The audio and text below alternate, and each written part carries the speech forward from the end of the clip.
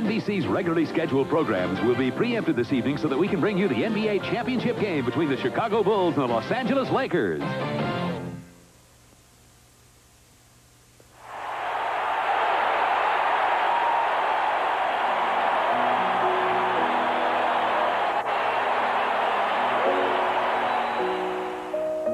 When little children go out to play basketball these days, it seems most pretend to be Michael Jordan. And why not? He's become an icon of sports and television. They're two tiny windows onto the world, and thus he dominates their imaginations. But that is myth. And down here, well, that's basketball reality. Imagine what it's really like to be Michael Jordan. Imagine being assigned to the opposing center, giving up 50 pounds and 7 inches. Imagine that in the marquee matchup, he doesn't have to guard you, but you have to guard him. Imagine that every time your team trails by a basket with 10 seconds to play, you have to take the shot. And then in overtime, there's no time to be tired or injured or to want help from a teammate. It's you they're watching all over the country, all over the world, in fact. It's you they expect to win the game. Playing 52 minutes of a 53-minute contest, you're still required to make this kind of exclamation point at the finish. So, even as the children say, I'm going to be Michael Jordan someday, you wonder if somehow, amid the injuries, the fatigue, and the expectations, he'll find a way to be Michael Jordan again tonight.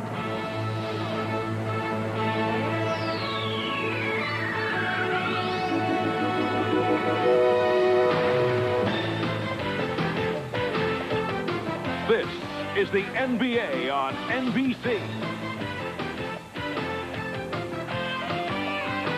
The 1991 NBA Finals. Tonight, Game 4 between the Chicago Bulls and the Los Angeles Lakers. The Great Western Forum in Inglewood, California, home of Magic Johnson and his Lakers, who trail the Chicago Bulls 2-1 in the NBA Finals. A big question surrounding today's game is the health of Michael Jordan, who injured his big toe in Friday's overtime Chicago win. Jordan arrived at the Forum a little less than 2 hours ago and appeared to be limping slightly. As for the Lakers' condition, they're trying to halt the surging Bulls here at the scene of so many past Laker glories. The Laker franchise has won 11 NBA titles, 5 in Minneapolis and 6 in this building as the LA Lakers. The Bulls, meanwhile, are in pursuit of their first ever NBA title. Today, Game 4 of the NBA Finals. Hello again, everyone. Welcome to the Forum. Bob Costas with Pat Riley. First item of business, a check on Michael Jordan. We go courtside to Ahmad Rashad. Ahmad? All right, thanks, Bob. The big story here is Michael Jordan and the condition of that right big toe. Now, on Friday night, he sent this game into overtime with this shot, but he injured his right toe by jamming it, and he also sent himself to the bench in a lot of pain. He was able to finish the game on Friday, but Saturday he did not practice. He did not get on the foot. He had therapy, kept his foot in ice and electrical stimulation. Yesterday morning, to this morning, he was able to put on a shoe and said he was in a lot of pain, but it's the kind of injury that you can't even do any more damage to it. It's just the matter that how much pain can he play with? He's altered his shoe by cutting the toe out of the shoe to take the pressure off of it. So he'll be trying to go. The last thing he told me was, in a game like this, the last guy you got to worry about is me. So we'll find out. Bob? All right, Ahmad, on to the Lakers. Here are the tangible Laker problems. Down 2-1. Byron Scott, a missing person on offense. James Worthy hobbling not 100%. A.C. Green and Terry Teagle giving them next to nothing off the bench. This despite the good play of Sam Perkins and Vlade Divac leaves Mike Dunleavy in the 2-1 hole. But what about the intangibles? Well, I think the first thing they should do is try to step on Michael Jordan's toe as he's driving down the lane. But Sam Perkins, Bob, made a great statement yesterday. He said every time the Lakers win, it's because of their experience. Every time they lose, it's because they're getting a little bit too old. I don't think either one of those things has had anything to do with the series thus far. When it comes down to the reason why you win or lose, there's an old saying, and it's this, is that hard work won't guarantee you anything, but without it, you don't stand a chance. And unless the Lakers step up in the rebounding department, step up in the loose ball department, blocking shots and taking hard fouls, then I think they could be facing a 3-1 deficit today. Here's one more possible hidden problem for the Lakers. Magic Johnson, one of the great go-to guys in the history of sports, will be 32 in a couple of months. He played more minutes this year than at any time during his 12-year NBA career. Check these statistics. Through the first rounds of the playoffs, we're going to look at it right here, his turnover to assist ratio, first 12 playoff games, 3.7. That's exceptional, even better than his outstanding regular season. But in the finals, the assist to turnover ratio is 2.2, and he's averaging 5 turnovers per game. He's not only been outscored by Michael Jordan, which was expected, but Jordan has more assists. Is it possible at this stage that Magic Johnson is feeling the fatigue? That's been the trend of the last few nights. We'll send it courtside to Marv Albert and Mike Fratello as we get set for tip-off following these messages and a word from your local station.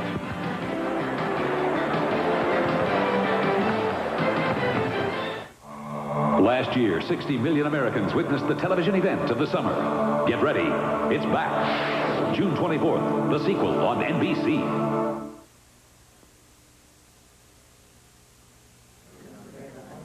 What about Tahiti? Your mom is turning 70, not 17. Oh, she's just never been anywhere. What is she like? Mom? She lives in a garden. Loves Hemingway. Hemingway, Spain. Mom in Spain. I'd love to see that. Can we be there on her birthday? All I need is the date. The privileges of membership. Only with the American Express card. Don't leave home without it. You've been driving for nearly 2 decades. You've had your license renewed a number of times. Isn't it time you had your spirit renewed as well?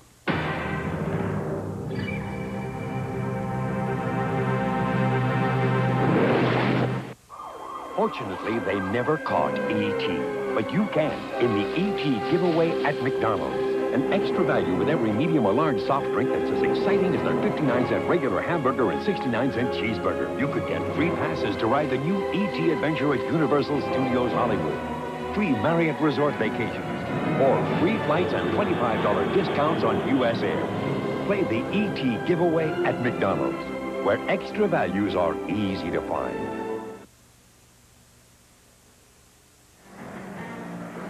It is a beautiful 75-degree day in Southern California. The crowd still filing into the Forum in Inglewood for Game 4 of the best-of-7 NBA Final Series. Hi, everybody. I'm Marv Albert, along with Mike Fratello. And Mike, and the Bulls come from behind victory over the Lakers on Friday night. The most alarming statistic from the LA point of view, the fact that the Bulls out-rebounded the Lakers by the count of 46-29. The 29 rebounds, a record low for an NBA Final Series. Marv, no question, one area of concern is rebounding for the Lakers. But this goes back to the Portland series, where in both losses, they were out-rebounded badly by the Trailblazers on the glass. In 3 games versus Chicago, they're being out-rebounded by 7 rebounds per game. But the other area of concern is Byron Scott. In the 3 previous playoff series, he's played outstanding, shooting well over 50%, averaging 16 points per game. So far, only 4.7 points per game while shooting 21%. If the Lakers are to win today, they need to rebound better, and Scott needs to produce. And the Bulls are demonstrating they are not strictly a one-dimensional team. It is not only Michael Jordan. They have certainly done it at the other end of the court, where they have played outstanding defensively. The Bulls have been a consistently good defensive team throughout the regular season, but even better in the playoffs, and especially versus Los Angeles. The pressure has been relentless, in particular against Byron Scott and Magic Johnson, who's shooting 45%, while the rest of the team is shooting 46% overall. Exactly the same as the regular season, the Bulls are producing 10 steals per contest, which have led to a number of easy scores at the other end. And then one more area of frustration for Los Angeles is the block shot, which seems to show up at just the right time for Chicago. The Bulls rely on speed and quickness at the defensive end. But remember, a year ago, Detroit won its 2nd World Championship by holding Portland to just under 95 points per game. Chicago's holding the Lakers under 92 points per game. Now, moments ago, we heard Ahmad's report on Michael Jordan's jammed toe. Well, there's also concern on the Laker bench about James Worthy. For more on that, let's go to Steve Jones. Right, Marv. Here in Los Angeles, James Worthy is known as Big Game James, and he has been ailing since he gave them a huge game in Chicago. Worthy has gotten progressively worse. I spoke to him. He said he's able to deal with the mental pain, but he's not being able to be as explosive. He is going to play. He's been treated right up till game time. So the Lakers are hoping that they'll be able to get a big game out of Worthy today. If not, they'll have to look to A.C. Green. Back to you, Mark. Thanks, Steve. And we are approaching the start of Game 4. The Lakers seeking to tie the series at 2. The Bills determined to extend to a 3-1 lead.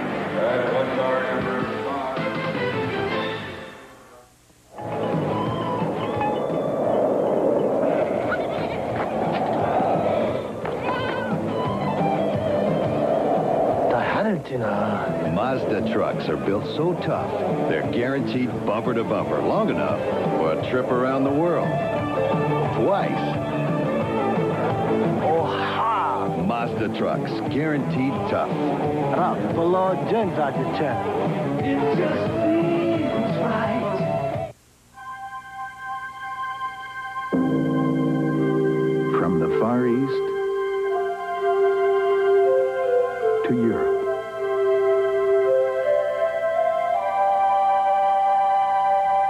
Across the Caribbean and throughout North America, only one airline covers so much of the world with so much warmth.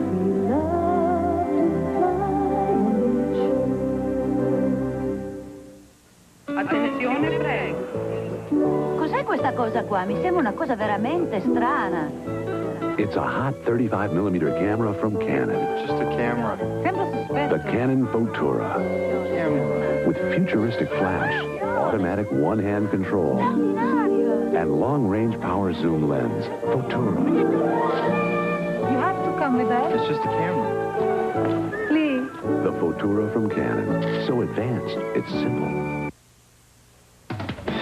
The NBA on NBC is brought to you by Mazda Cars and Trucks. Mazda, it just feels right. By Delta Airlines, we love to fly, and it shows. By Gillette and the revolutionary Gillette Sensor Shaving System. Gillette, the best a man can get. And by Gatorade Thirst Quencher. Gatorade for that deep down body thirst. We welcome you back to the Forum in Inglewood as we check out the starting lineups. First for the Chicago Bulls, John Paxson and Michael Jordan. In the backcourt, Horace Grant and Scottie Pippen are up front in the center. Bill Cartwright. The coach of the Bulls, Phil Jackson, in his second year as head man of the Chicago Bulls, and his low-key style has worked extremely well. Byron Scott looking to shake out of a slump alongside Magic Johnson in the backcourt. Sam Perkins and James Worthy up front. And the center, Vlade Divac, who has enjoyed a terrific series. Mike Dunleavy, the head coach of the Lakers, a man who's proud to say he was a gym rat out of the schoolyards of Brooklyn. And another New York City product, a fellow by the name of Kareem Abdul-Jabbar, sitting at the end of the Laker bench. Kareem making a rare form appearance. Hugh Evans, Dick Pavetta, Ed T. Rush are the officials. Divac and Cartwright getting set on the opening tip. And the Lakers control. Byron Scott looking to work his way out of the shooting slump during the course of the finals. 0 for 8 from the field the other day. Magic Johnson finding the opening, and he's given the Lakers a 2-0 lead. Mike Dunleavy telling us he would like to work Byron into the game plan a bit more frequently. Has not been getting his shots. Here's Pippen, and the game is tied at 2. One of the small subtleties, screening. Try to get somebody open for a screen, set a good pick, set a good screen. One of the things the Lakers need to do better. The Bulls just did it perfectly at their end. And Michael Jordan opening up against Magic Johnson. Paxson right up on Scott. Pippen broke it up, but he stepped out. Good hustle by Scottie Pippen. Pippen played halfway off of Worthy that time, made it tough to get the ball into the post area to Sam Perkins. As a result, Perkins stepped out away from the block. Worthy had a tough time making the pass. Only 3 on the shot clock as Worthy inbounds. Divac fires it up. Back comes Pippen. Horace Grant opening up against Lonnie Divac in the mismatch. Pippen stopped by Divac.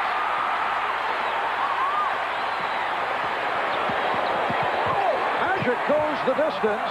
Divac for the rebound. Yes, and a count.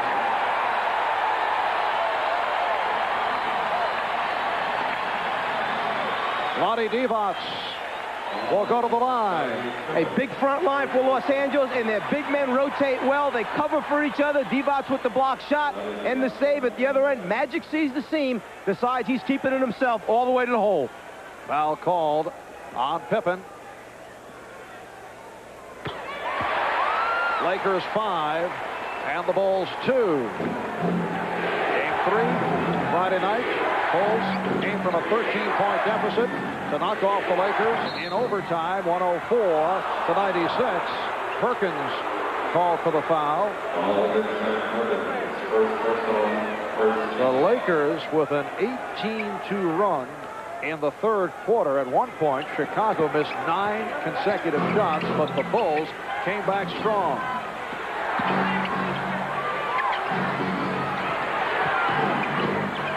Paxson, yes.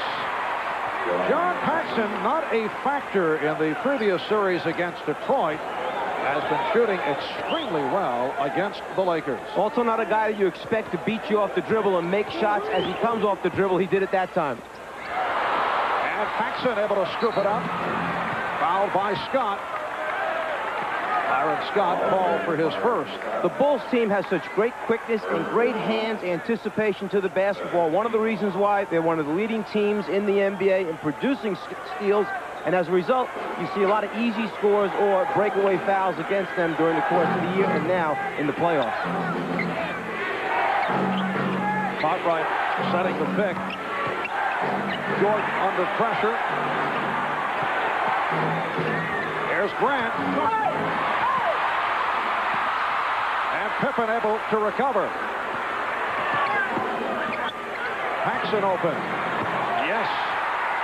And that's a three-pointer for John Paxson, who has given the Bulls a 7-5 lead. And there's one of those hustle things that take place where they get to the ball first, tip it, keep it alive, and score a three. Good play by Divac in keeping it alive. It will be Los Angeles ball. And the officials awarding the Lakers a timeout. Apparently, there was an indication of a timeout call, but some confusion, and Dick Bavetta walks over to the scorer's table. And now, announcing to all that a timeout has been called. 2 minutes, 10 seconds gone by in this first quarter. The Bulls off the shooting by Paxson, leading the Lakers by the score of 7-5. John Paxson off to the fast start, 5 of the first 7 points. Sam Perkins with the clutch three-point shot to win game number 1. Lakers with a 93-91 victory in Chicago. As we recap what has taken place to this point, game 2. The Bulls with the record shooting and in a blowout defeated the Lakers 107-86. Should say, and then in overtime in game number 3, the Chicago Bulls taking over in overtime, while the Lakers shot only 1 for 9, and they were able to come away with a 104-96 victory. All the small things adding up in this series. The first game, which the Lakers win, they make their free throws, they hit their three-pointers, pick up just enough extra points where they were badly beaten on field goals by Chicago, enough to just pull out a win. Second game, blowout for Chicago. But then coming back in the third game, the areas that hurt them, missed free throws, no three-pointers for the Lakers, do not produce enough points. Game 5 will take place here in Los Angeles Wednesday night. Airtime on NBC at 9 o'clock Eastern Time. Let's go over to Ahmad. All right, thanks, Marv. Michael Jordan is changing shoes. He's not getting enough support in that shoe with the split toe on it, so he's changing shoes and putting on a normal shoe. They're trying to lace it up in time for him to put it on. He's going to try to go out with the other shoe. Maybe there's not enough time this time, but he certainly has it ready. All right, Ahmad. Michael did not practice yesterday because of that jammed big toe on the right foot. He landed awkwardly after hitting the jumper that tied Game 3 in the final seconds. Landed on the tip of his toe and is giving it a shot. The stoppage in play due to the fact there was a malfunction of the clock. They approximated the officials that 10 seconds had gone off the clock. Again, Byron Scott not getting the good shot. The Bulls 7 and the Lakers 5. Paxson. And rebounded by Perkins. Good box out by Sam Perkins. Magic off the spin. Able to find Divac. Anticipating the baseline rotation from the Bulls, the Lakers have pre-designed areas they are to go to. Now it's a matter of delivering the pass, catching it, and converting. Bill Cartwright has not been able to get going in this series, but that time, a beautiful fadeaway move from deep along the baseline, and the Bulls have taken a 9-7 lead. Once again, Mike Dunleavy under the potential pressure by the Chicago Bulls, going with his front line handling the ball, and they do handle it well. Time to time, you'll see Vlade Divac bringing it up. Worthy finding Divac. The game tied at 9. Two excellent basketball teams as far as interior passing from big people to one another, finding people in the seams against very tough defenses. Cartwright feeling for Perkins. Getting the good possession. So Bill Cartwright getting off early here this evening. And the Bulls with an 11-9 lead. Here's Worthy. Rebounded Grant. To this point, Michael Jordan has not attempted a shot. And he faces the double team. Now Divac races back. Cartwright again going to work on Perkins.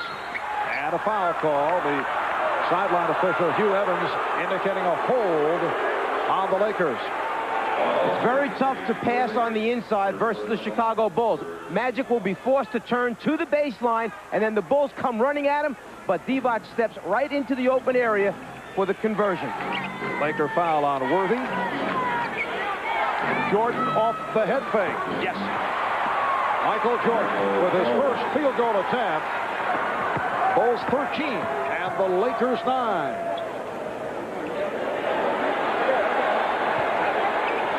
Crowd getting impatient. And Divac once again able to get the step. Divac 4 out of 6. He has 9. Bulls 13, Lakers 11. 5 minutes gone by in this opening quarter.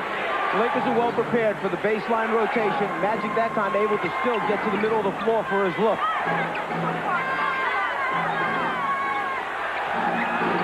Cartwright, yes. Bill Cartwright, 3 for 3 from the field. Chicago 15, Los Angeles 11. Now Perkins going to work on Cartwright at the other end. Pippen over to help. Worthy. But there was some good things that happened right there. The pass into the post actually took place with 18 seconds remaining on the 24-second clock. They had plenty of time to swing it weak side.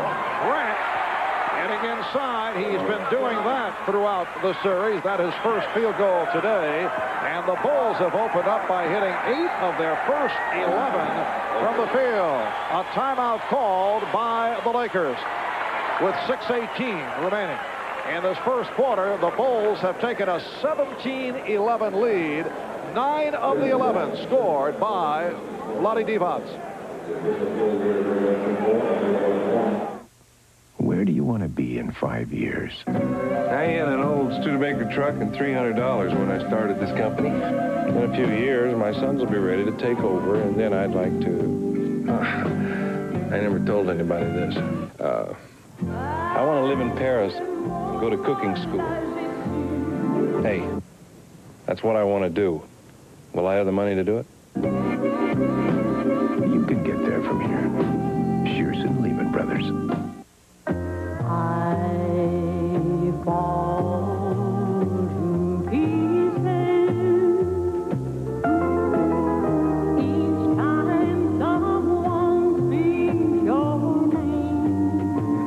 While few race cars are lucky enough to even see the finish line, the rotary-powered Mazda RX-7 has won more races than any other car in IMSA history. The Mazda RX-7. Who needs storm life that's way too formal? Who needs soda pop that tastes too normal? Who cares about good taste? I know what tastes good. While the best thing though is so misunderstood. Just give me what the doctor ordered. Just what the doctor ordered. Hey, give me a Dr. Pepper. We want it. Hey, whoa, Dr. Pepper. The taste of sweet powder. We love it. Tonight on an all-new Law & Order, a top cop is accused. How could you even think that I would tamper with evidence? It's an all-new Law & Order on NBC tonight. Ahmad Rashad back here at the Forum, and the big story has been the toe of Michael Jordan. He started the game out with a shoe that had the toe slit out, and he's not getting enough support from it, so he's changed into his normal shoe, and that's what he'll try to go with. Marv? All right, Ahmad. Michael Jordan attempting one shot thus far in this first quarter. He did hit it. The Bulls getting hot shooting from Bill Cartwright and John Paxson to open things up. Michael played 52 minutes on Friday night. And for Michael Jordan, it was not a top-flight performance. Only 11 for 28, 9 assists, 29 points, but hit the game-tying field goal at the end of regulation and then was the key man in overtime. Why don't you tell the Lakers it was not a top-flight performance? I think they'd agree, though, as Perkins was able to get to the rebound, knocked away from him. And James Worthy with his first field goal, so the Bulls lead it by the score of 17-13. Here's Grant from deep. Horace Grant hitting from all angles. He really enjoys getting off to that quick first quarter scoring-wise, keeps him in the game early, and then he produces for the remaining 3 quarters. Something he's really worked on, quicker starts. Horace has shot 60% or better 6 of his last 7 games. 5.5 remaining in this opening quarter. Worthy with the step around Pippen, but got it out. Magic for 3. The Bulls lead it by 6. They've hit their last 6 from the field.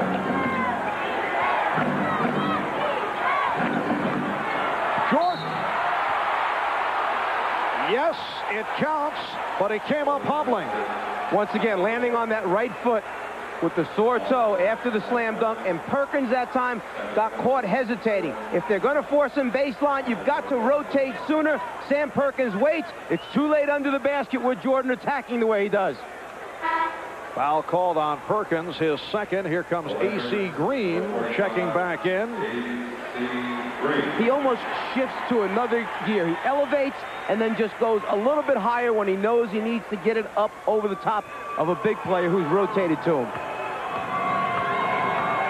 The Bulls in the midst of a 12-4 run, breaking the 9-9 tie, and they now lead it 22-13. Green handling against Cartwright, and he was pushed. Cartwright called for his first. As Michael goes, check out right here, he just goes a little bit higher over the top of Perkins, but then comes down on the sore right toe. Michael Jordan, along with the toe injury, has been bothered throughout the season by tendonitis in his left knee, and supposedly that at times has affected his lift.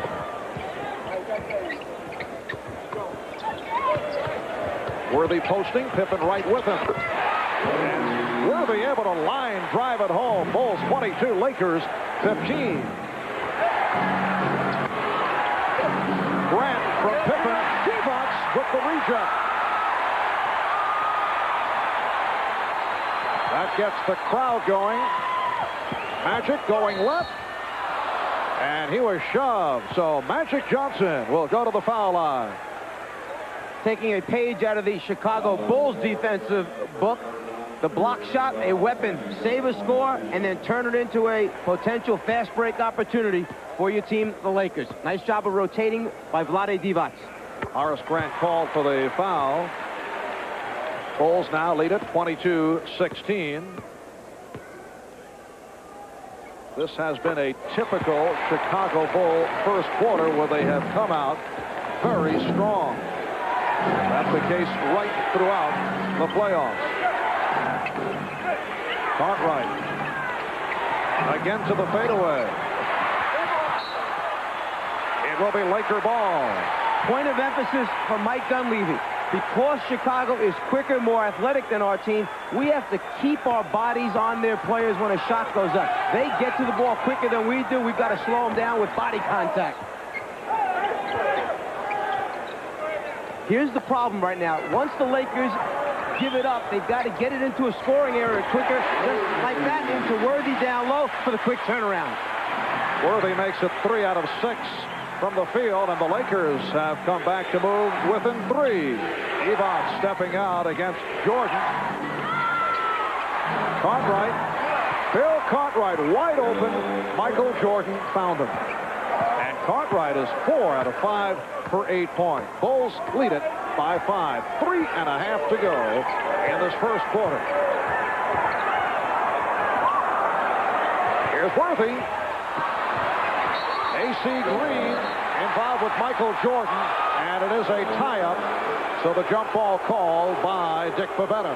A good job by A.C. coming back to at least tie up and get a jump ball out of it, because actually Jordan had gotten to the ball first. A.C. came in late to get his hands on it and then tugs it away, forces the jump.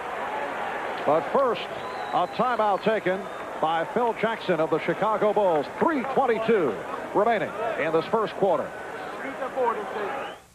No, I just want to look at cars. Hey, did you know that the Mazda MPV made car and drivers 10 best lists? Oh, yeah? For the second straight year. It's got a V6 engine. Great new luxury package, special paint, special wheels, power, everything. Look at all this leather.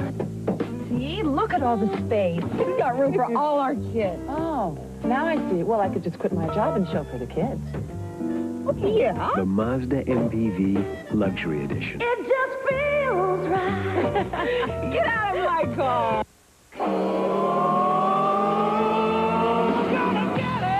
When you get thirsty, there's one thing everybody's got to have. Because deep down, we all want the same thing. The cool, crisp taste, the fluids, minerals, and energy of Gatorade. Gatorade thirst quencher for that deep down body thirst. You're looking sharp. You come so far. And we know how to make the most of who you are. Gillette, the best a man can get. Sensor, twin blades set on springs to read your face and respond. Independent suspension to sense and adjust to your face. No other razor comes close. Where the race is run, you're the champion. Gillette, the best a man can get. Sensor for the best shave a man can get. Gillette, the best a man can get.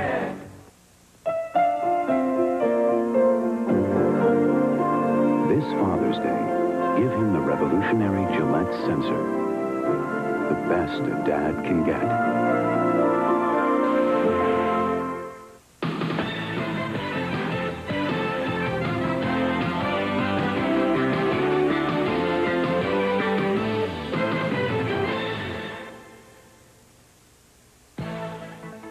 Miller Genuine Draft presents #1 Draft Choices. Tonight's Miller #1 draft pick, Earvin Magic Johnson, the former Michigan State Spartan, selected first overall back in '79. Magic left college following his sophomore season after leading Michigan State to the NCAA championship. The next year, at the age of 20, he led the Lakers to the NBA title, the first in 5 for Magic. Pippen with the hustle, but the Lakers able to control. A reminder at the end of tonight's broadcast, we'll select the Miller Genuine Draft Player of the game. Bulls lead it 24-19. AC Green. Green had it slapped away. Divac with the recovery. Lakers trail by 3 with just under 3 minutes remaining in this first quarter. It is game 4 of the best of 7 NBA final. Lakers hoping to tie it up at 2. The Bulls looking to extend to a 3-1 lead. AC Green has done an excellent job off the board.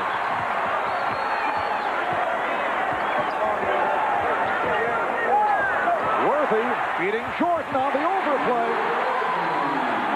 Jordan went for the steal. He gambled. And the Bulls by 1. They've led by as many as 9. Jordan knew he was caught on the baseline screen. He had switched on to Worthy. He was late getting there. He went for the steal rather than get caught behind. A 10-2 run by the Lakers. Grant. And a foul called on Los Angeles. LA in transition likes to run right into baseline screens. Scott screening for Worthy. Jordan switches onto him. Doesn't want to get caught down low behind Worthy's back. Anticipates the pass. Tries for the steal, but misses. Lonnie Divac called for the foul, and Bill Cartwright to the line. Bill Cartwright only 2 for 8 from the field in Game 3 Friday night. He's opened up 4 out of 5, making his first appearance at the free throw line. His free throw shooting fell off this season. Here's Cliff Livingston, who was such a spark in game number 3, checking in for the first time. Cartwright off to the fast start. Same for Divac, who is at 5 out of 7, leading the way with 11 points. Lonnie also has 2 blocked shots in this first quarter. 2 minutes, 4 seconds remaining in the quarter. The Bulls lead at 25-23. Once again, the Bulls back to the full court pressure, hoping that come fourth quarter, the wear and tear will take its toll on the Laker players as it has done in 2 of the previous games. Here's Scott, and he cannot buy one. He thought he was fouled, but Green is right there. AC Green, who provided a spark on several occasions in the previous series against Portland, has done just that here in the first quarter. And the game is tied at 25. A minute and a half left in the quarter. Jordan going glass. Rebounded by Worthy. Worthy last game, only 1 rebound the entire game. They need James back in there to help him out on the glass.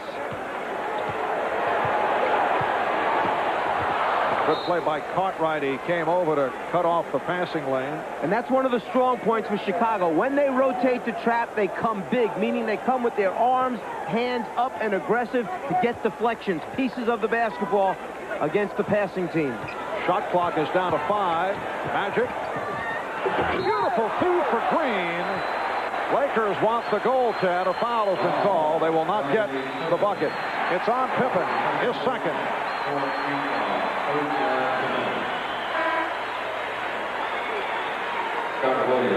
Magic made the quick spin and caught Michael pushing up tight on him. As Cartwright rotated, Magic's looking for his people, have those pre-designed areas that they go to. It was AC who pulled down the rim, not the Bulls. No goaltend. Bill Cartwright will get a rest. He hit 4 out of 5, 9 points. The rookie from North Carolina, Scott Williams, has checked in for the first time. Scott grew up a Laker fan here in Los Angeles. The Bulls and Lakers tied at 25 with 1:05 remaining in this first quarter. Marv Albert, Mike Fratello, Ahmad Rashad, Steve Jones from the Forum in Inglewood. Coming up at halftime, it'll be Bob and Pat. And they will be chatting with the former Laker star Kareem Abdul-Jabbar, who is sitting on the Laker bench. Lakers by 1. Pippen. Magic avoiding the double team. Notice 2 guys always chasing Magic, trying to slow him down so he can't push the basketball. Magic trying to dump it off to Green. And it will be Chicago ball. Horace Grant making his return. Coming on for Scottie Pippen. Pippen leads with a field goal for 2.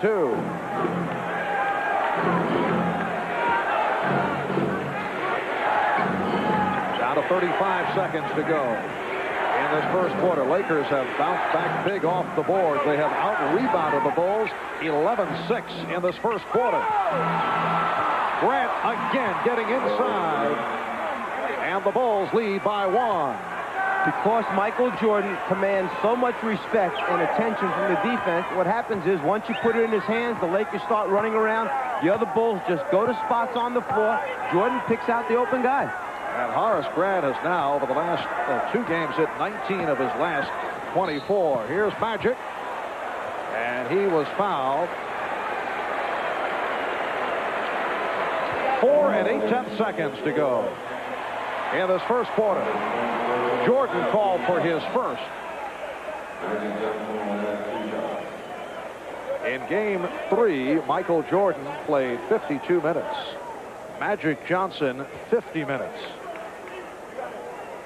Magic Johnson looking exhausted during that overtime session.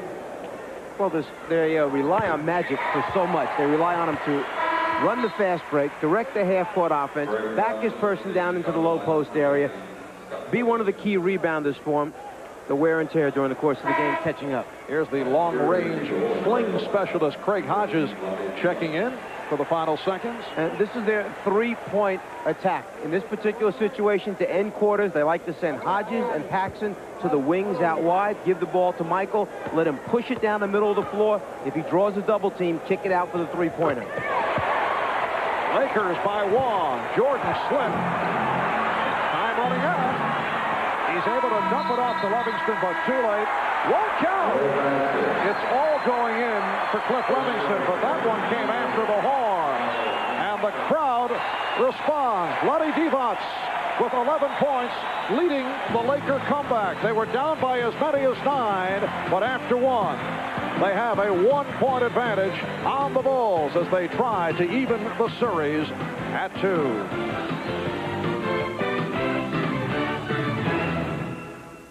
Hey, Michael, you like lean beef? Oh, okay. How about fresh lettuce and tomato? I'll take that as a yes. All the trimmings? All right. What say we put it all on a toasted sesame seed bun? McDonald's calls it the new McLean Deluxe, Michael. It's 91% fat-free, 100% delicious. Say, Michael, can we get you one? Haha, true it is. McDonald's new McLean Deluxe, the official sandwich of the NBA. It was a simpler time. A time of hope and faith in the future. Blue jeans and white t-shirts were in. And people fell in love with the Miata. A ragtop, a 2-seater, a true roadster. Everyone seemed to be feeling pretty good. The Mazda Miata. It not only gives you a glimpse of the 90s, it takes you back as well.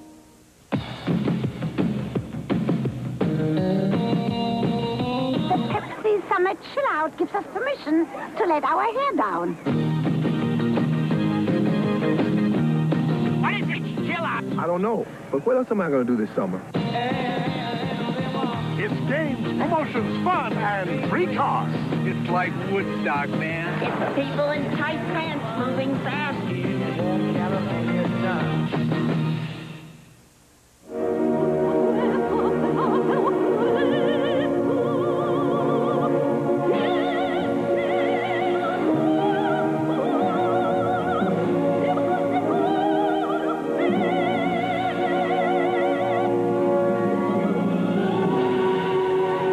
Just a reminder, proper maintenance with AC Delco parts can significantly reduce premature wrinkles. AC Delco, it's like buying time. The Bulls, the Lakers, Michael and Magic. The Dream Series continues. Game 5 of the NBA Finals, Wednesday night on NBC.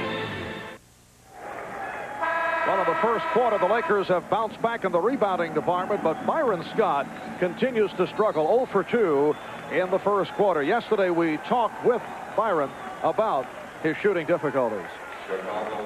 just if you get another good look, you know you're going to bang it down. You know, that's the only thing I tell myself. The next good shot I get is going to go down. You know, I had that much confidence in my shot and myself. And, you know, like last night, when it doesn't go, just look at it the next morning and say, hey, that was one game. You know you're not going to have 2 games like that. Well, Byron Scott, who was just replaced by Terry Teagle, began the final shooting 53% in the postseason, 58% from three-point range. Had brilliant games in the Golden State and Portland series, but the Bulls have concentrated on him. He's been shut down. Plus, when he doesn't get enough shots, he loses his rhythm. Also, he's been occupied at the other end by Michael Jordan. But you know he'd love to turn it because he did not have a good playoff series a year ago. And to the fact that normally, as Hodges pulls up quickly to try and get off with a jumper from the outside,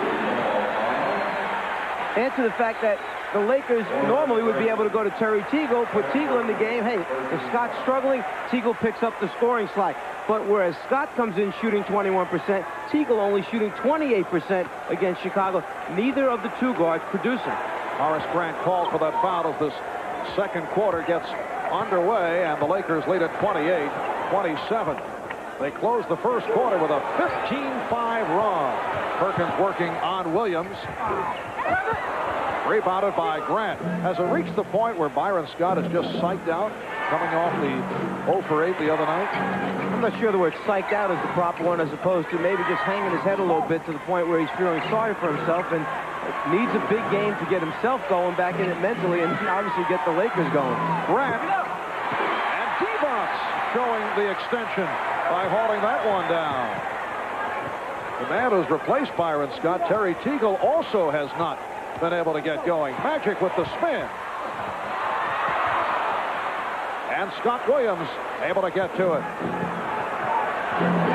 Scott going behind the back against Bloody Divac.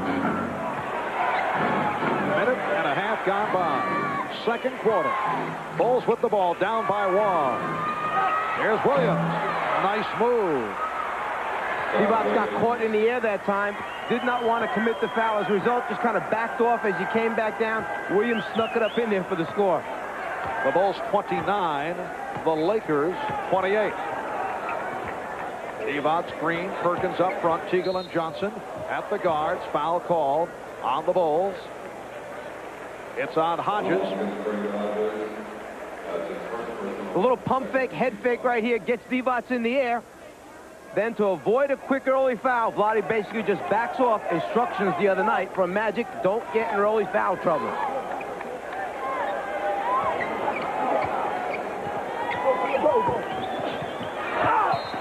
And Magic was fouled. Livingston went flying, inadvertently tripped up. Because Magic is so big at 6'9", 220, when he starts to go one way, you need to get your body over in front of him, which Jordan does. But then Magic, with the quick reverse, is too close, is able to get the shot up before the defensive rotation takes place by Livingston. Magic Johnson, 5 for 5 from the line. And Magic getting into it offensively early. He now has 7 points.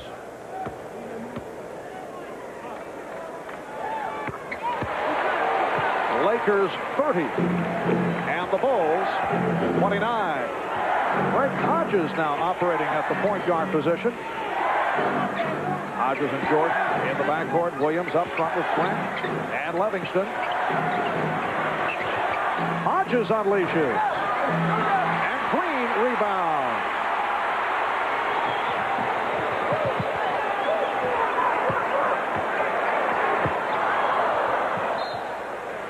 Another example of the hands-on defense by Chicago. Magic spotted an open player underneath, tried to fire it across, deflection out of bounds.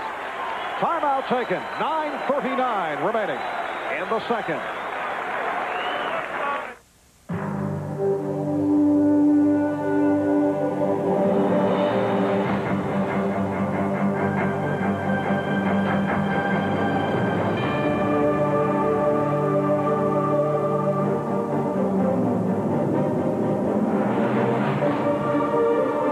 Of the minivan is now complete. Get $500 cash back on Plymouth Voyager during our Rediscover America Sell-a-thon.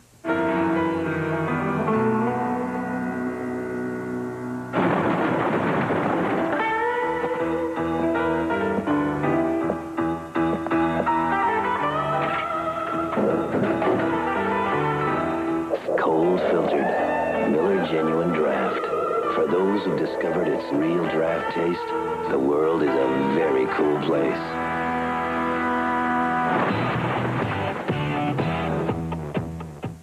We invested $100 million in the latest diagnostic equipment.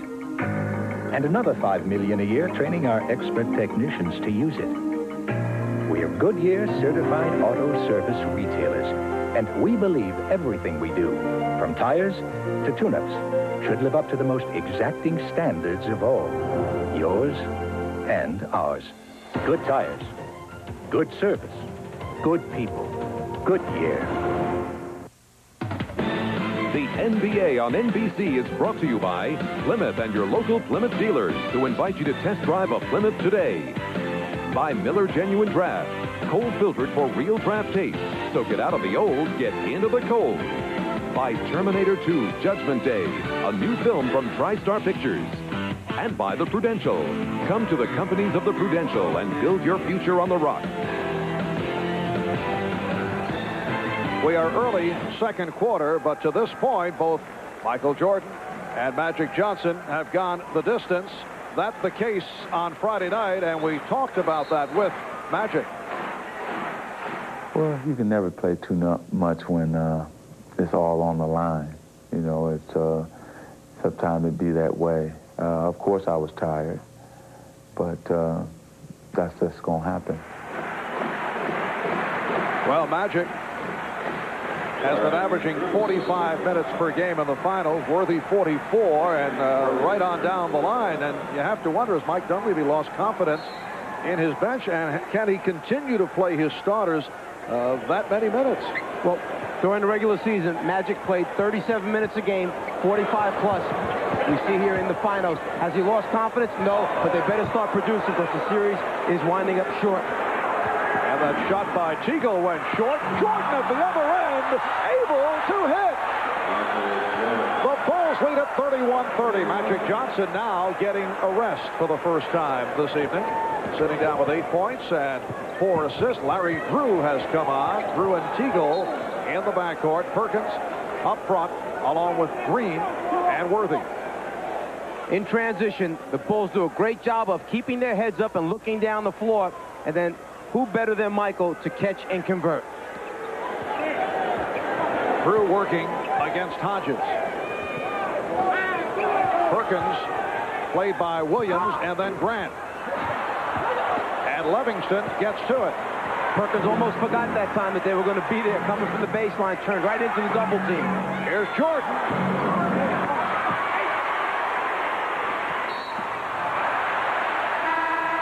The foul has been called as B.J. Armstrong gets set to check in. Every once in a while, Michael Jordan likes to leak out, take off in front of the rest of the field. It's just a matter of whether or not the point guard sees him and can deliver the ball. Greg Hodges called for his second foul. Armstrong guarding Drew. Michael Jordan sitting down for the first time. Leaves 3 out of 5, 7 points, and 5 assists. Mike Dunleavy had mentioned earlier that Terry Teagle is one of the best bad shot makers in the NBA. That was an example of an off-balance shot. Most coaches would say, oh, no. And Green comes up with rebound number 6.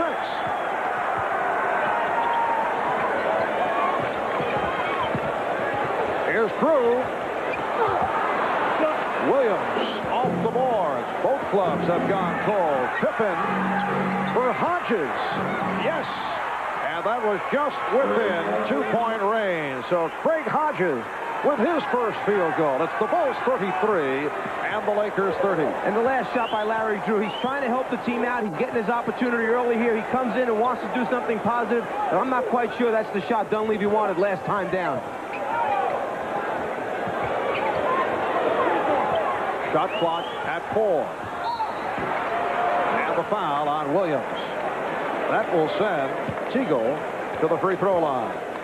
You get no room to get a decent shot off against the Chicago Bulls defense. It seems like every time you post up and turn, there's a second or third Bull running at you to challenge the shot or make you change the shot. The result, the team shooting just under 46% so far in this series versus Chicago. Terry Teagle in his 9th NBA season out of Baylor. against the Golden State Warriors, his former club. Very valuable coming off the bench, averaging just under 11 per game, but he has not shot well. Signed as a free agent by the Lakers. Connected on only 44%. Did come on strong at the end of the season as the Lakers finished strong, winning 11 of the last 14 games. Here's Armstrong. And B.J. Armstrong has given the Bulls a 35-32 lead. A.C. Green went to the left hand and then rebounds and had it knocked away. Hodges with the opening. Yes. Craig Hodges, known for his streak shooting, able to bury that shot from the tough angle. He's playing with a tremendous amount of confidence right now. He feels it. It's coming out of his hand quickly. Phil Jackson has really encouraged him to open up the game for them from the outside. And Craig Hodges has one of the quicker releases in the NBA. Here it is. He fires and he hits, leading to the Laker timeout. So, do you call yourself Mary Lou or Lou? Yes. Do you wear spandex all the time, or is it a Tuesday thing? Yes. I see you're drinking America's favorite light beer, too. Now, is that because of the great Pilsner taste, or because it's less filling, so you can keep on wearing that, credible? Yes. So what'll it be? Is Miller Lite America's favorite because it's less filling or tastes great? Yes. You ever say no? Yes.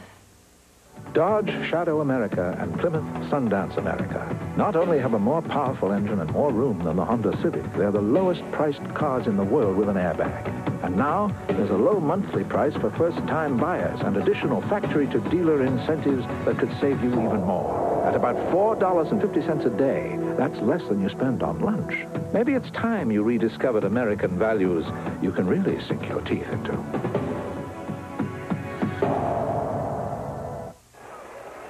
Come on now.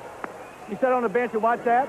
Walk. He can't do that. Oh, Mark, right into them. That's embarrassing. This foolishness gone far enough. You are so bad. You're wide open. Oh, get on that floor. No. Oh, timeout. When you're losing it on the court, you take a timeout. When you're losing it at home, you should do the same.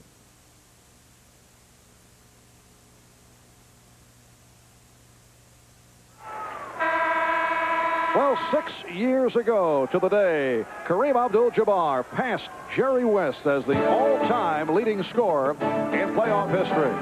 Not only did Kareem pass West in this series, he won the MVP of the finals as he led the Lakers past Boston in 6 games. And Kareem on the Laker bench for today's game, 6-time most valuable player, member of 6 world championship teams. And he will be chatting with Bob and Pat at halftime. The Lakers trailing the Bulls 37-32 since Magic Johnson sat down Chicago on an 8-2 run. In transition for the Lakers, 0 points off the fast break. And Magic Johnson is back. Brief rest for Magic. Michael Jordan also getting a very brief respite. Shot clock at 4. Perkins. Scott Williams has played him well. Here's Perkins on the recovery, and he was hit. Williams with his second. Perkins loves turning to the inside of the lane. The Bulls right there to stop his body momentum, but Sam stays after, comes up with the second shot opportunity. One of the problems right now is only 1 or 2 players at a time on the glass for the Lakers. The rest are spread out on the perimeter looking for the spot-up shots. Well, the Lakers spending the time at the line in this first half. They're trailing by 4. Bill Cartwright got off to the good start, replacing Scott Williams, who once again did a solid job. Sam Perkins, the MVP of the Final Four in 1983 as North Carolina won the NCAA championship. Teammate of Michael Jordan, Hank Worthy. 6:20 remaining in this first half. Marv Albert, Mike Fratello, Ahmad Rashad, Steve Jones from the Forum in Inglewood. It's game number 4 of the best of 7. Shot clock running down on the Bulls. Jordan gets it off. And Michael Jordan now has 9 points, despite the jam toe, and you can see he's a bit on the gimpy side. 18 field goals for Chicago, only 11 for Los Angeles. Very similar to the first game, where Chicago had 8 more field goals. Divac getting the good position. He has 13 points. Lakers were 0 for 9 from the field prior to the shot by Divac. Bulls lead it 39-35. Jordan around Divac. Tremendous ball movement by Chicago. They really trust each other, believe in each other. They know where they're supposed to be on the floor and take advantage of it. Here's Worthy. Pippen got a piece of it. Divac to the reverse. The Bulls by 4. Byron Scott back on Michael Jordan. Deflected out by the Lakers. After a complete swing rotation of the basketball, they wind up with Divac trying to move out on Jordan. Just a mismatch there. No way Vlade can guard him off the dribble. This is all a result of the Bulls' offense and ball movement getting it to the weak side to take advantage of that situation. Jordan off the dribble versus the center from the opposition. John Paxson returning, replacing Craig Hodges. Pippen. The Lakers missed timing off the battle, off the glass, and it cost. Bulls now lead 43-37. Perkins.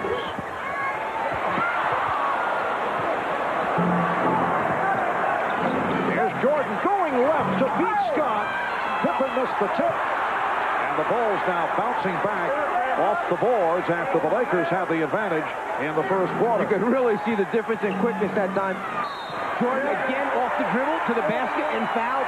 Scottie Pippen jumped twice last time before Sam Perkins got up one time to keep it alive. Again, off the dribble, he catches Magic straightening up in the defensive stance. Rotation too late. They just let him go for the score. So much for the jammed toe theory. Michael Jordan has come on strong in the second quarter. He now has 13 points. The foul committed by Johnson. 3-point play for Michael. And the Bulls now open a 9-point lead. It matches their biggest of the night.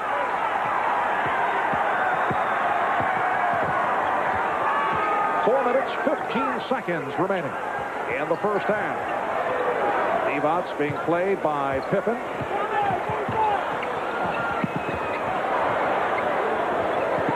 Three on the shot clock. Perkins rejected by Livingston.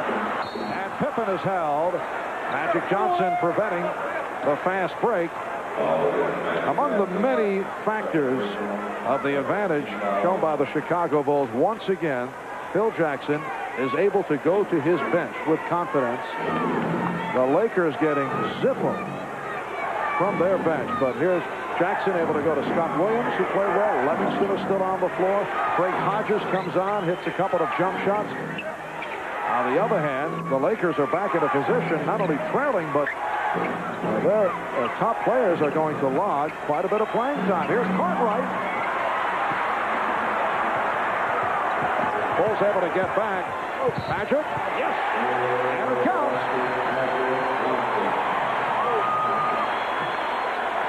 As Magic got right around the foul line area, he was almost going to reverse dribble and pull it back right about here, but he knew that Pippen guessed right, so he kept it going the same direction.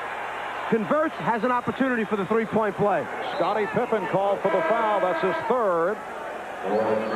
Horace Grant returning. Bill Cartwright sitting down. Pippen was headed off. And now he will depart. Will Purdue will come on. It's not like, I'm sorry, it's not like you're going to be able to beat Chicago with just three people producing. Right now, Perkins only 1 point, Byron Scott yet to score. Los Angeles needs to get the other people involved in the offense, and those two guys are step-up guys. They need to make shots for them to produce here.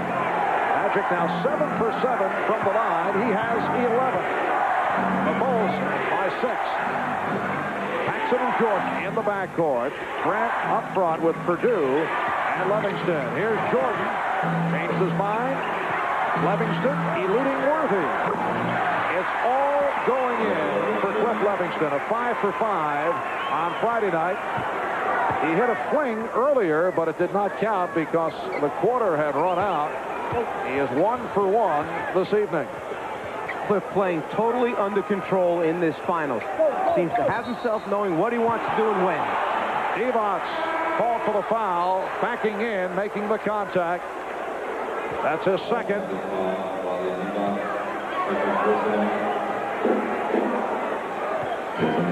Vlade trying to hold off Grant on his back. Grant smaller, doesn't weigh quite as much, just kind of backs up in the act of it. I would say that that really wasn't what we would call a crushing post move that time by Vlade, but the offensive foul is called. Just under 3 minutes remaining. In the second, Jordan. Livingston. Yes. Cliff Livingston extending to a 10-point Chicago lead. Livingston, one of the best at all those junk baskets, we call them. Just hustle and effort wind up getting him good high percentage shots. Magic on the recovery. Very offensive-minded Magic Johnson, who now has 13 points. The Bulls 50, the Lakers 42 with 2:20 remaining in this first half. Cartwright. And Worthy able to snatch it.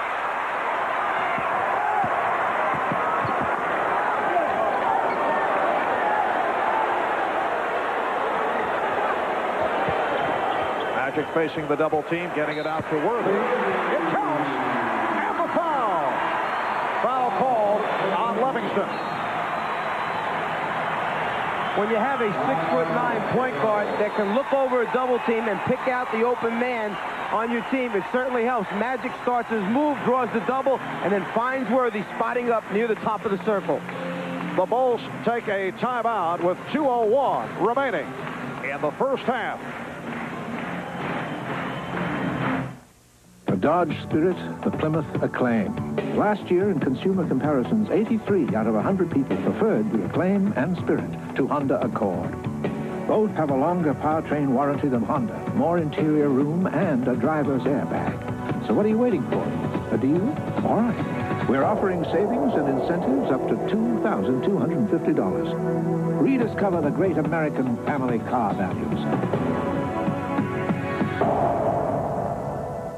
Roger Ebert calls Boys in the Hood a tremendously life-affirming story, a film of enormous relevance and impact. Trey wanted to work his way up. Heard you like Mr. GQ Smooth now. Ricky was looking for a better life. I want to do something with my life, right? I want to be somebody. Doughboy was living by the laws of the street. We got a problem here? We got a problem? Can we have one night where there ain't no fight, nobody gets shot? It's hard to be a saint in South Central L.A. I survived the South Central number one. It's a double gun, and then South Central deal.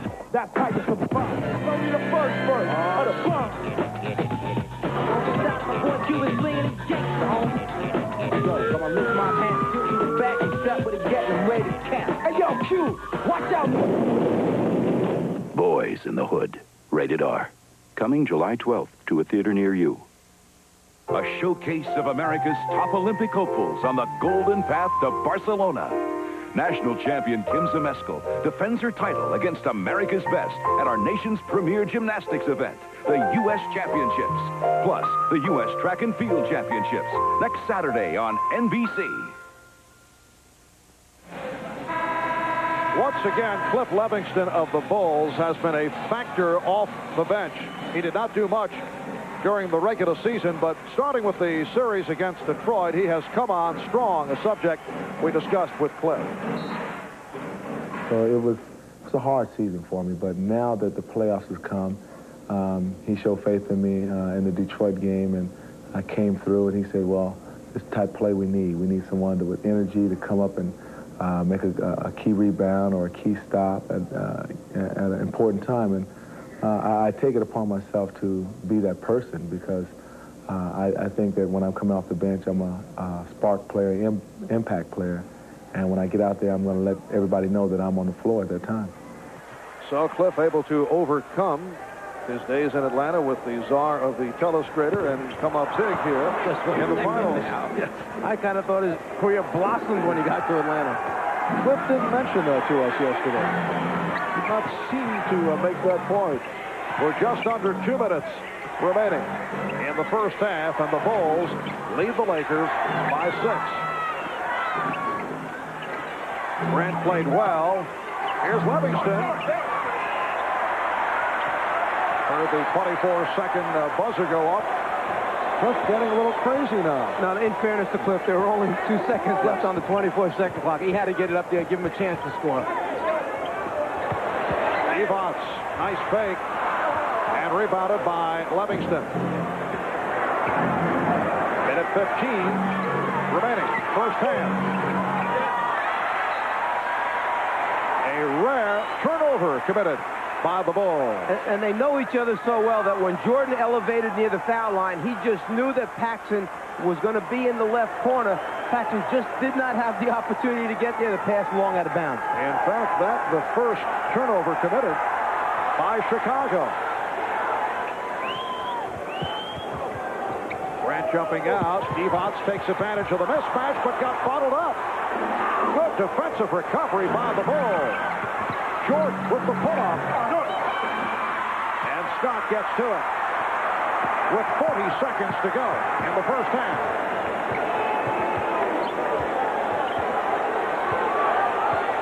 Here comes Cartwright. Perkins. Jordan taking a shot from Worthy, looking for the foul. And the Bulls will hold for a final shot. Jordan working the clock down as we come to the conclusion of the first half. The Bulls lead it by 6.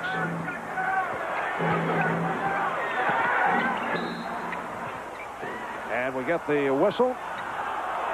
Hugh Evans with the call against Scott.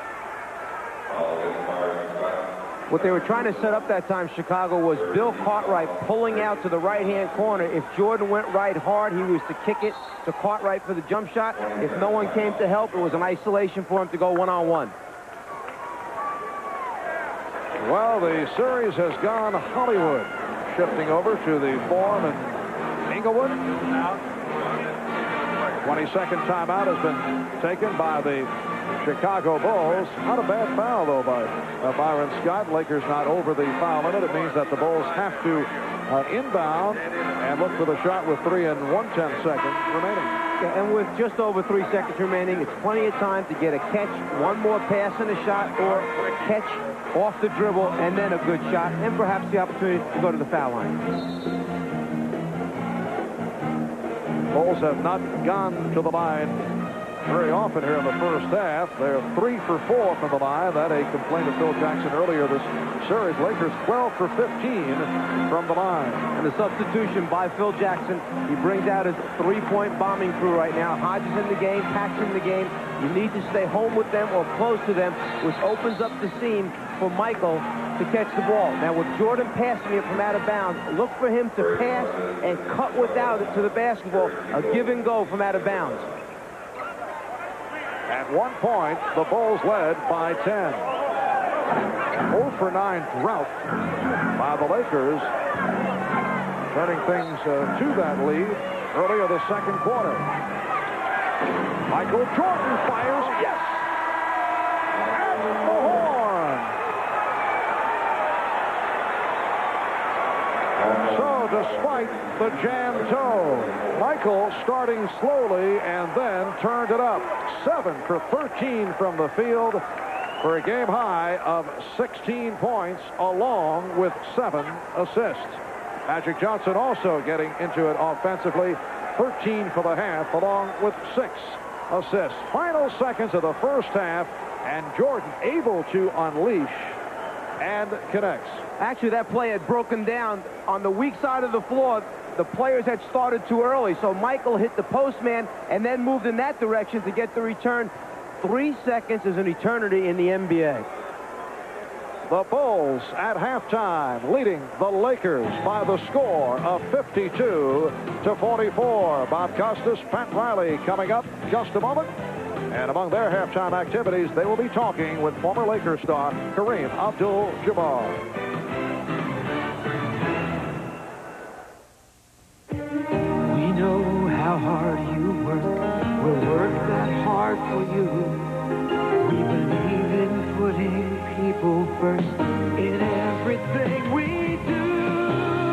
Every time we fly, every mile of sky, everything we do, USA, USA begins with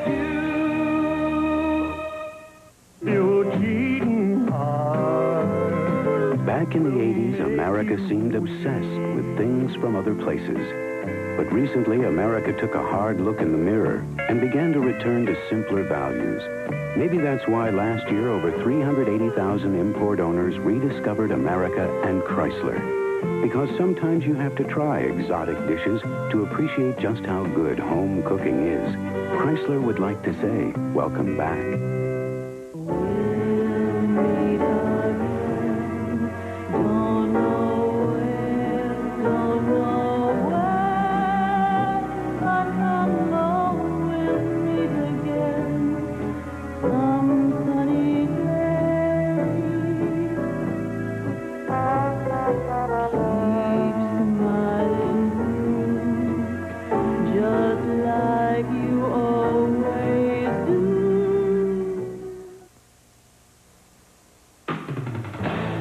This is the Prudential Halftime Report. Come to the companies of the Prudential and build your future on the rock. Now, once again, here's Bob Costas and Pat Riley. With the Bulls in front, 52-44 at halftime.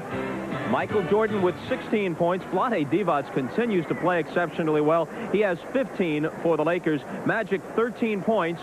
We told you about his assist-to-turnover ratio declining in the finals. Not in the first half here. 6 assists, and he's turned it over only once. Well, Bob, you know, the Lakers are still getting the kind of support from Worthy and from Magic and Vlade, but right now we don't have Byron or we don't have Perkins into the game. But we go back to what we talked about earlier in the game, is that the effort department, the Bulls are taking over in that department. In the first period, the Lakers were on top of rebounds and loose balls with A.C. Green. But in the second quarter, the bench of Hodges and especially Livingston have again taken over in that effort department. Is it effort, or is it simply the matter of the Bulls having the better athletes, especially at this stage, as the Lakers are the somewhat older team, so the Bulls are quicker to loose balls? Well, I don't think that really plays a factor. I think sometimes players really feel like they're playing as hard as they can, but that's an area that really determines the difference between winning and losing, and the Bulls, you have to really give them credit for it. They are taking advantage of all of those rebounds and loose balls, playing a major factor right now in the game. Okay, well, one man who's used to the pressure of the NBA Finals and is used to playing in championship games in this building is Kareem Abdul-Jabbar. He won 6 NBA titles during his 20-year professional career, the last 5 as a member of the LA Lakers, the team of the 80s. The 18-time All-Star played in a record 237 playoff games, where he averaged more than 24 points. Kareem shared the spotlight on the Lakers with Magic Johnson and worked closely with the new Knicks coach, Pat Riley. Now sitting with me are 2 of the 3 men most closely identified with that Laker team of the 80s, Pat Riley and Kareem Abdul-Jabbar. Kareem, we all saw you sitting at the end of the Laker bench. We know where your heart is, but take this one from your head. Has this edition of the Lakers got enough to come back?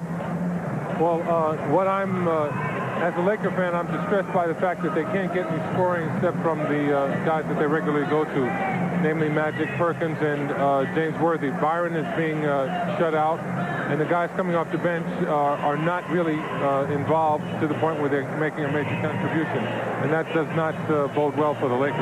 Kareem, it's been said, and it's sort of fashionable right now, that they say teams don't need dominant centers anymore to win titles. Vlade Divac, Bill Cartwright, not dominating centers, even though they're very good centers. What's your feeling about that fact? Well, I think every team would like a dominating center to play with, because what that type of player brings to a team is consistent scoring on the inside, which is the best place to start your offense. As close to the basket as you can, you get the highest percentage shot. So when you have a player that can give you that, it's a definite advantage. I think every team would like that. But when you can't get it, you can't get it. You just have to wait for the right individual to come along. How about your own involvement in the early development as an NBA player of Vlade Divac? Vladdy's problem had to do with the fact that he played European ball where they play a zone, and defensively all they do, they come down, they stand with their arms in the air, and really don't know the physical jostling that you have to constantly maintain in order to keep someone off the offensive boards. And he got manhandled a lot earlier. I think he's learned a little bit about that, but he's still not at the level that you would like. He still plays more like a forward than a regular NBA center. The other night, he came to Magic after making what he thought was the game-winning shot, came right to him for the hug, and a lot of people thought back to Magic's first regular season game as a Laker when you were somewhat surprised to wind up in his embrace. Did that bring back the same memory for you? Well, in that game, I'd made the shot and the game was over. That was the big difference. That game wasn't over, and as Lawrence Berra said, it ain't over till it's all over, and that one ended up kind of sour for the Lakers. It's not over for us and Kareem just yet. We'll continue our conversation with him right after this commercial break as we continue at halftime.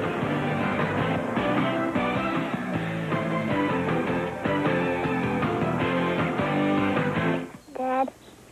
Yeah? Where do babies come from?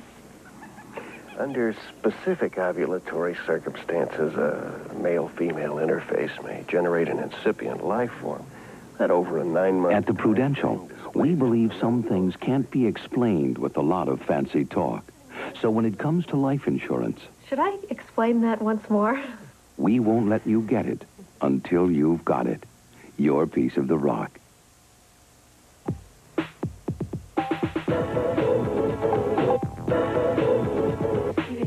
I think that's the best move I've ever made, was to stay in school and really pay attention and focus on the things that you need to get done in high school. I think if kids want to get a quality education, it's there, and it's there for your benefit. I think you should really capitalize on that opportunity. Stay in school. It's your best move. A message furnished by Ronald McDonald Children's Charities, the NBA, and its players. You know, Cap, this is a pretty good place to play. Been here a long time, and if you take a look at all these banners up here, 6 championship banners, and of course the number 33 that hangs there, of all those titles and all the years you played here in Los Angeles, is there one moment or one special flag that's hanging here that you remember the most? Well, you know, the one for me is going to be 85, 84-85, when we finally beat the Green Gremlin to death and sent him out to float in Boston Harbor. That was nice.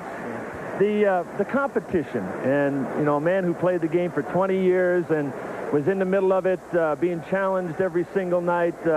Men flourish sometimes with that competition. I don't know if you have the same kind of competition anymore outside of the game, but what are you replacing that kind of competition with right now? That's been a very difficult aspect for me. Fortunately, you know, I have some children that I have to spend some time with, and that has absorbed my time. But you don't encounter a challenge like that personally, or you don't get the public acceptance of your skills in the way that you do in professional sports. It's a very difficult thing to leave. You know, this winter I spent where I didn't have a book tour or something else to do. It's a very tough winter for me. I, you know, spent a number of days doing laps around the walls in my bedroom there. When was the last skyhook you put up? Oh, I just came back from a tour of Saudi Arabia. We visited some of the troops and played a couple of games in the kingdom there and had a good time. I played 7 games, nothing serious, just goofing off, but it was fun. Kareem, great to see you. Our thanks to you. And we come back with Pat Riley's look at NBA trends for the 90s right after this.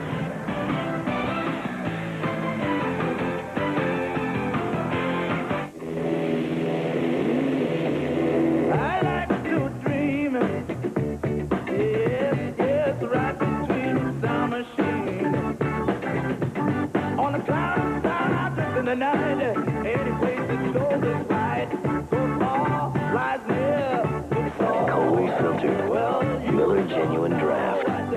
For those who've discovered its real draft taste, the world is a very cool place. Miller Genuine Draft presents Pat Riley's NBA Trends of the 90s. You know, basketball has truly become a global game over the past 10 years. Its popularity has reached new heights. As the game continues to move forward, I thought it would be fun to look into my crystal ball and predict where the game and some of its stars are headed. Robinson. The 90s will be the decade of David Robinson. I figured that the decade's best player has to be no older than 25, and the Admiral should have enough wind left in his sails to cruise through the upcoming years as the premier player. To the Admiral. The magic of the 90s, well, it won't be performed on the hardwood, but in the corporate boardroom, as Irvin Stock rises from captain to chairman of his own NBA franchise. It may take more than magic to coax a rare bird out of retirement and perch him on the bench again, but Coach Larry could have some lucky team flying high. The rule change I like to see in the 90s, well, cut the 24-second shot clock down to 20 and send the game back to the future in overdrive. Swing it. Why? Because I believe the offensive trend of the decade will be a high-octane running style, reminiscent of the fast-breaking Celtics and Lakers of the 80s. Slow time will be history in no time as teams rev up for the go-go 90s. Defensively, look for more half-court traps and presses to turn up the heat as Pressure D dominates the decade. Here's the trap. Dumar's in trouble. Who's my team of the 90s? Do I ride with the Spurs? Am I fired up about the Blazers? Am I bullish on the Bulls? No. The team of the decade will be an off-Broadway hit playing in one of the NBA's most storied theaters, Madison Square Garden. Well, at least they'll be my team of the 90s. Well, Kareem, that's your hometown. You think it can happen? They're always hoping for it back in the Big Apple. They got some work to do, though. Thank you. If I could bring Cap back, I think we'd be right there. Extreme vote of confidence. Back to Marv Albert and Mike Fratello for the call of the second half right after this.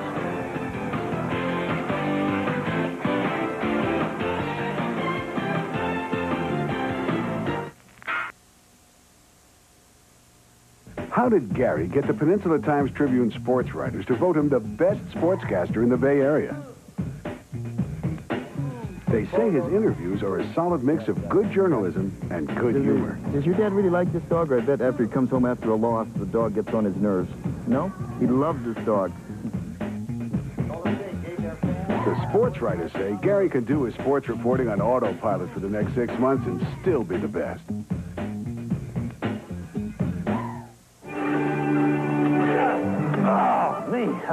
Usually starts right up. Considering what men's sportswear has to go through, it's good to know there's one store that has the clothes that are designed to take it.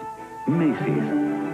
There's the comfort and quality in our exclusive clubroom collection. Has anybody seen my ball? You sure you can ride? Oh, yeah, I'm an excellent rider. Rugged looks and durability in Thornton Bay for the real outdoorsman. Has anybody seen my ball? Will you forget about the instructions? Contemporary style and European flair and Macy's own international concepts.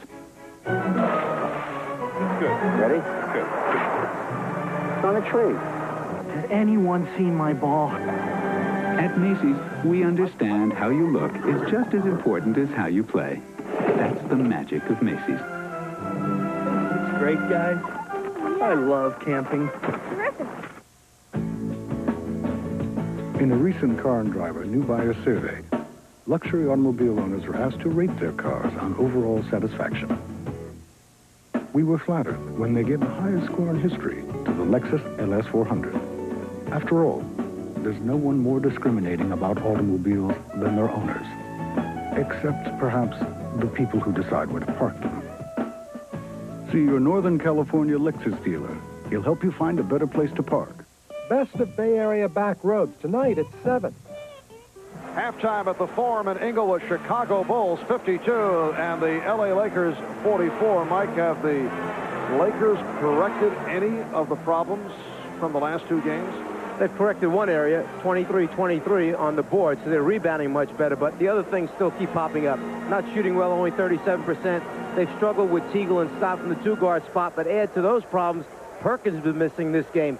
And now, the biggest thing to me is I don't see the look in their eyes, that glaze, that intensity, where they're really going after it. They're almost as if sitting back saying, I can't believe this is happening to us. you feel you can really tell from just looking at players? I think you can. I talked to Pat Riley just before the game today, and I asked him if he saw something like that in their eyes in Game 2. Pat said he saw it. I see it as well once again today. Of course, I know you've been psychic for a long time, so I can understand that point. When we come back, we'll hear from Mike Dunleavy. We'll be back right after these messages. Escort owners talk about the new Ford Escort. It's a whole new car. The only thing that didn't change is the Ford emblem. Yeah, there is a night and day difference from the old Escort. The style grabbed me at first, and I got a whole lot of car for the money. It's a good car for the money. I like it a lot. I look good in it. The Escort's control is good, the handling's good, and the quality's great. Have you driven a Ford lately? I don't think I could have found a better value out there. People are taking better care of themselves and their money. That's why they're spending more time at McDonald's today. For food and prices that are right for the times, served up with the kind of service that made McDonald's McDonald's. It's all part of getting more for your money. That's McDonald's today.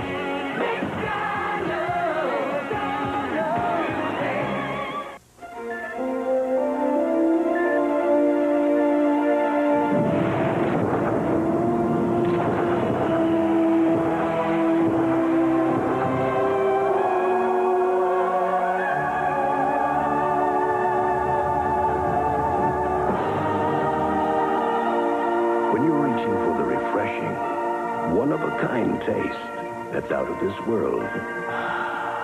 You can't beat the real thing. I think we all consider ourselves journalists first, but I think we're having a heck of a lot of fun. Today, the best way to start your day. We're just about set for the start of the third quarter. The Bulls by 8 over the Lakers. A moment ago, Steve Jones chatted with Laker coach Mike Dunleavy. All right, Mike, your team is only shooting 37% at the half. What did you talk about in terms of getting better offense? Well, we got to have a little more patience. At times we have had good patience. We've scored the ball. When we have tried to rush things, we haven't been able to get good shots, and that's hurt us. We got to shoot better than 37% this half, and we got to take them down from their 52%. That 52% has really hurt you. How can you stop them defensively? Well, we've made a few mistakes on rotations and which way we're coming to the ball, and it's allowed them to get into some layups. And that's really hurt us. And the other couple times they got some loose balls and got out on the break and scored some easy baskets. So if you take away the easy baskets, you'll take down the percentage. All right, Mike Dunleavy says he needs some of his scrap back to you, Mark. All right, Steve, and you saw another layup of the driving stuff variety by Scottie Pippen, followed by the worthy miss. And as we get started here in this third quarter, the Bulls continue to add to that lead. It is back to a 10-point Bulls. Worthy called for the foul. The Bulls outscored the Lakers 25-16 in the second quarter. As you check out the leading scorers, Jordan 16, Devon says 15. Lakers only 5 for 20 from the field in the second quarter. At one stretch, they missed 9 in a row. Nice pass from Jordan. Grant extends to a 56-44 lead. If, in fact, the fatigue has been building up on the Lakers, don't be surprised to see the Bulls suddenly explode and open this game up to big numbers. They have shown the killer instinct throughout the playoffs. Jordan, the little fake, little foot fake, and then he always is looking for his teammates, cutting, slashing into the lane. You cannot get caught behind the offensive player that low, that deep into the lane. A 20-second timeout was taken by the Los Angeles Lakers. Well, game number 5 will take place here at the Forum on Wednesday night. That'll be 9 o'clock Eastern time on NBC. The Bulls and the Lakers in Game 5. The Lakers trying to tie the series at 2, and the Bulls looking to extend to a 3-1 lead in the best of 7. Michael Jordan, despite the toe injury, has hit 7 of 13. He has 16 points, along with 7 assists. Again, the Bulls force Perkins to handle it. Perkins, Divac, Worthy up front. Johnson and Scott in the backcourt. They double up on Magic. Shot clock down to 5.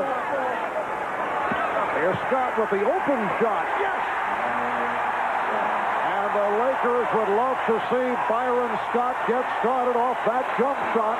The Bulls now lead by 10. The result of Chicago going for the steal, missing the best look that Scott's had in the basket in a long time. He had missed his previous 10, but Scottie Pippen with the answer. And again, the Bulls lead by 12, and Scottie Pippen has opened up strong. He now has 8 points. He's playing with 3 personal fouls.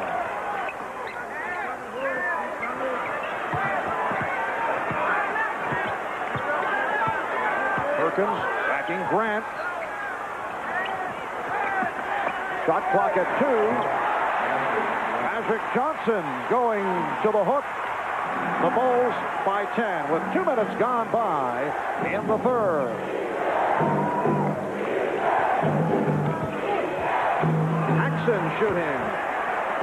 John Paxson has hit 3 out of 4. The execution of the half-court offense by Chicago is something to behold. A little flash high post that time, backdoor, and then kick off to the spot-up man for the shot. Worthy is now 5 for 12. Perkins 0 for 7.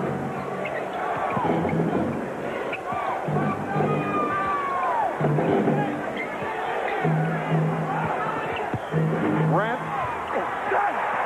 Horace Grant has been living in perfect position throughout this series.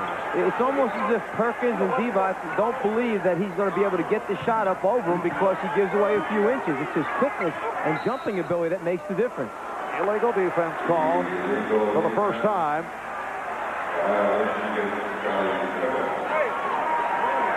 So that is the warning. The next one would result in a technical foul. Byron Scott with his first field goal in 115 minutes.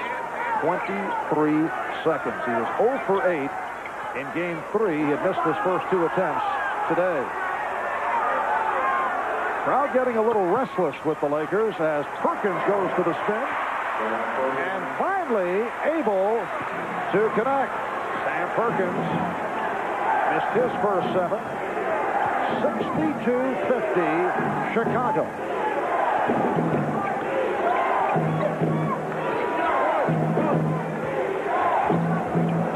Jordan freed himself up. Perkins rebounding.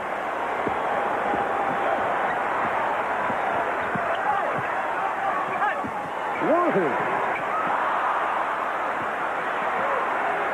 Just when they have the opportunity to crowd into it, knock out the big shot, they roll in and roll out for the Lakers. That's the way it's been. Paxson.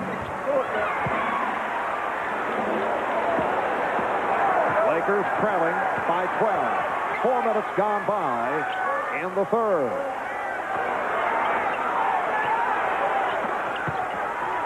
Perkins. Well, the Lakers continue to have their shooting problems. Grant again. Beautiful lead on the hop thrown by Pippen. And Mike Dunleavy will talk it over. Timeout taken. 7:42 remaining in the third quarter. What they won't do in commercials these days by Miller Lite, I mean, they resort to all sorts of tactics, brainwash. Now, take Miller Lite 6-pack. They would have you believe that it's America's favorite light beer because it has great Pilsner taste. Gonna love it. Well, at the same time, they try to convince you that it's because it's less filling. Tastes great. I mean, come on, by Miller Lite. What do they take me for, Big Star? Seriously. Is Miller Lite America's favorite because it's less filling or tastes great? Yes. Hi, your place. Would you like to join me for a light? Your treat. It's on me. Okay, but it's my treat. Oh, great. Okay. The field was crowded, but people knew what they wanted. In a few short months, Explorer passed all the rest. With advanced push-button four-wheel drive, Ford's newest winner, the roomiest 4x4 in its class, outsold every competitor. Explorer, leaving the crowd behind.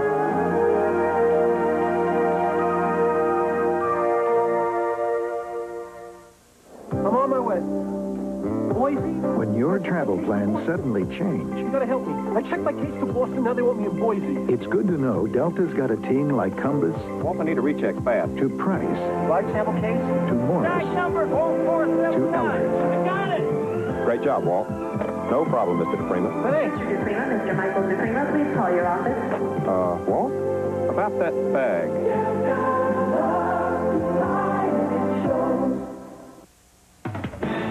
The NBA on NBC is brought to you by Ford and your Ford dealer. Have you driven a Ford lately?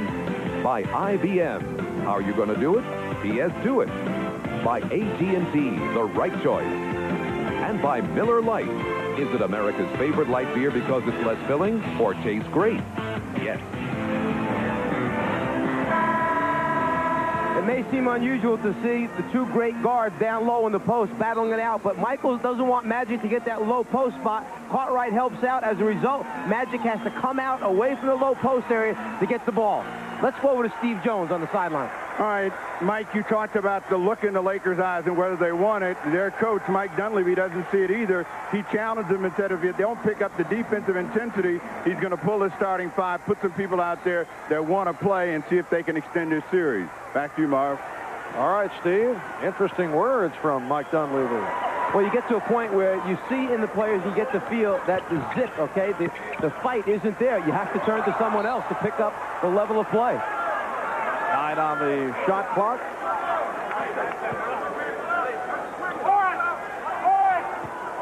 Bulls by 14 with 7.5 remaining in the third quarter.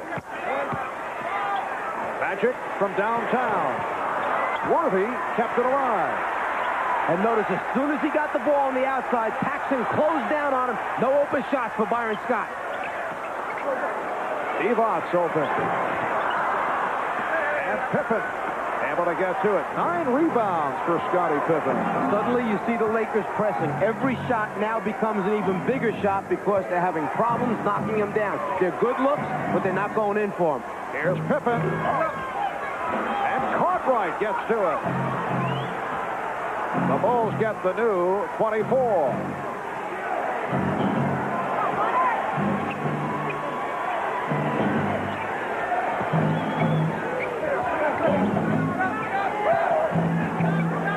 Pippen lost it.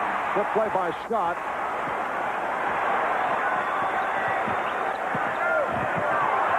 No call.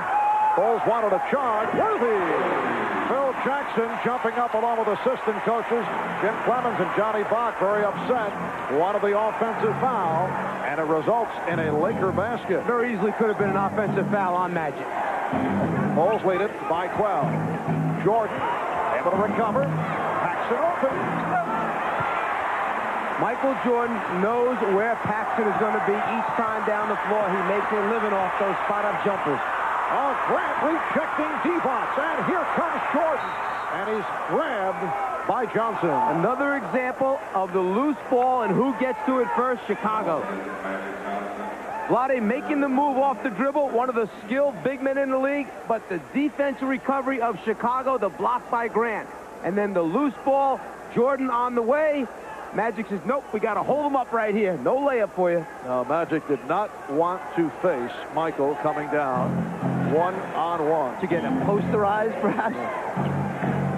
Remember talk of a contest between the two as Jordan is able to drill it home for a 66-52 lead. There was talk of a pay-per-view one-on-one showdown a year ago that would match Magic Johnson and Michael Jordan. Of course, Michael more a one-on-one player than Magic. Here's Scott. So Byron Scott with his second field goal. Bulls lead 66-54. 5:20 remaining in the third. Divac jumping out to help. Lakers able to get back to their assignments. Shot clock down to 4. Here's Grant. Magic on the run. Scott challenges Paxson, and he was fouled. Oh, they call it the other way. It's a charge on Byron Scott. One of the few times that the Lakers got out on one of their outright fast breaks in the beginning. Magic was pushing it out, pitching it ahead, but the great transition recovery, Paxson there in time, feet set, offensive foul. All right, watch Paxson with the feet set. Feet were set. So it is an offensive foul Indication by Ed Rush. Just under 5 minutes remaining in the third quarter.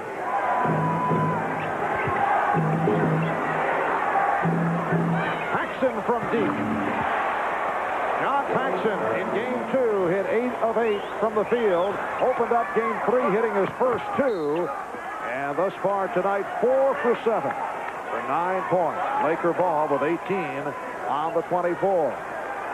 Every time Jordan elevates, he just looks to the furthest point away from him and finds Paxson spotting up for the open shot. Unusual team, Chicago, whereas Jordan, the leading scorer in the league, and Pippen have the most assists for them in the playoffs.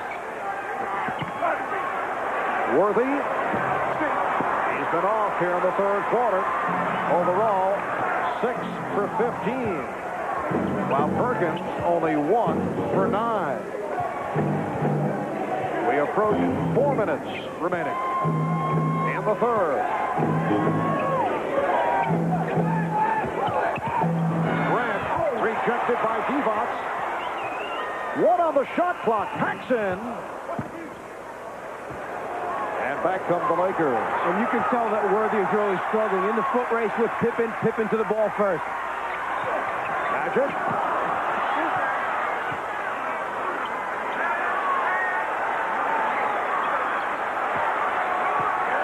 The Bulls severely outplaying the Lakers in the second quarter. Same story here in the third. Divac has 17 points.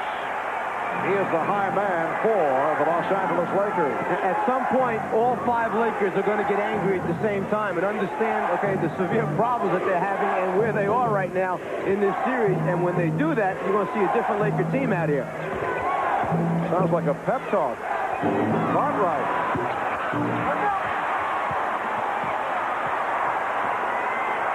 It is a 12-point Chicago lead as we go under 3 minutes remaining in the third. The Bulls hoping to make it a 3-1 advantage in the series. Lakers trying to tie it at 2, and Pippen comes up with the block, and the foul called on the Lakers. 6 block shots for Chicago. The frustration in James Worthy. About 2 minutes ago, he turned down a 16-foot jumper. He couldn't get away that time. Divac with the reject, helping to save some easy scores for the Lakers. And the foul was called on Divac. Back after this timeout.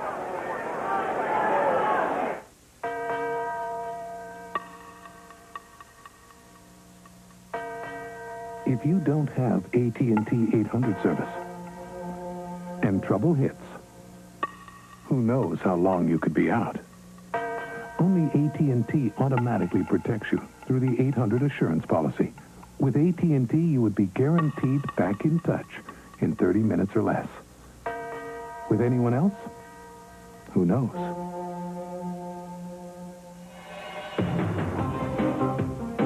But if you do have AT&T, your 800 service is guaranteed. That's not all. Since AT&T connects calls 25% faster and has the fewest block calls, more 800 calls get through, so you can make more sales. With all that, why choose any other 800 service? Better service, better results. Another AT&T advantage. Call now for free installation. Bye, Mama. It's about time. Ford thinks it's about time you get everything you wanted in a small American car. More interior space, better handling, better fuel economy, and a smoother ride. It's about time. At a price you can afford. You came back home. The all-new Ford Escort. World-class quality at home.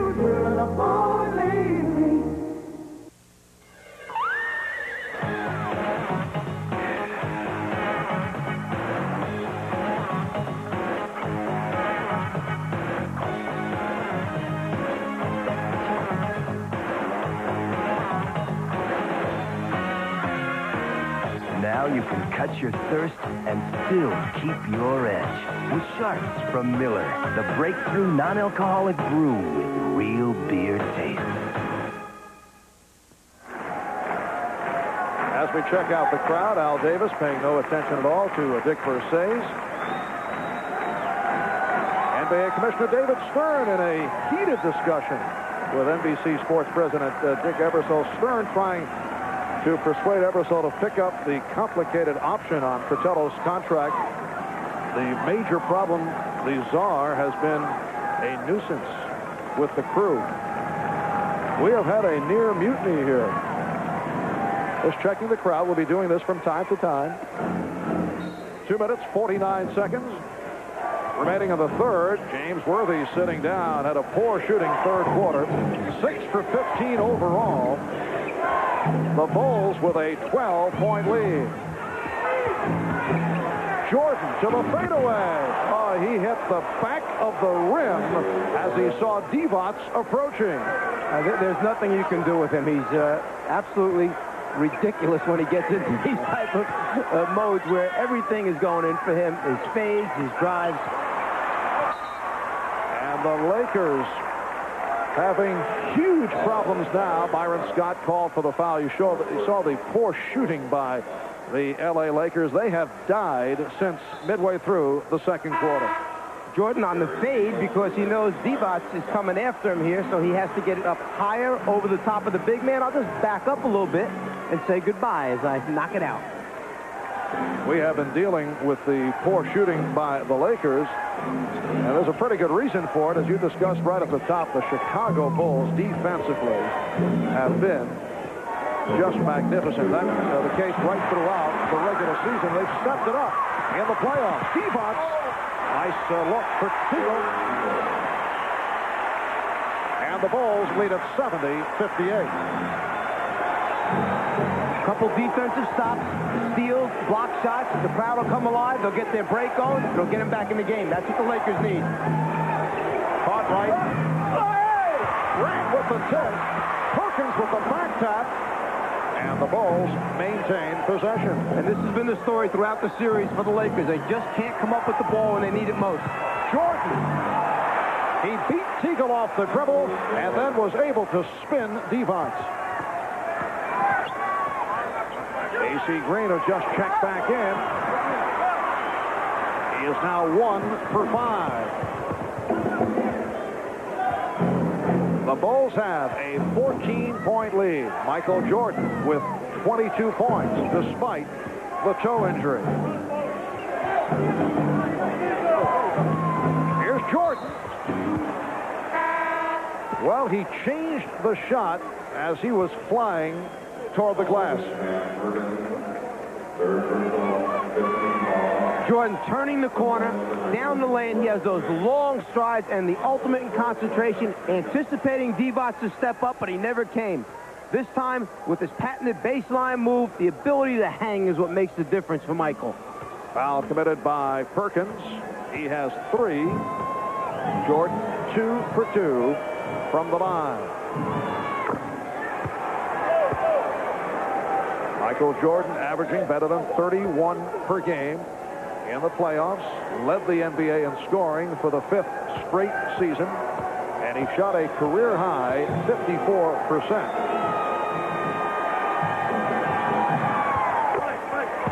And he has played most of the way despite the jam toe. The Bulls by 16. It is their biggest lead of the game.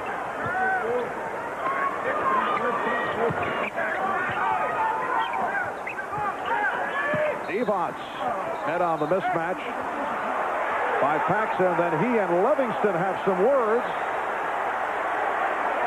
Frustration taking place right now. Divac, just a foul on Cliff Livingston. Not going to give up a layup. Divac reacts. Frustration has set in with the Lakers. Cliff sending the message that it was an inadvertent hit, and Divac did accept the apology. Foul called on Paxson. It is a non-shooting foul. 35 seconds remaining in the third.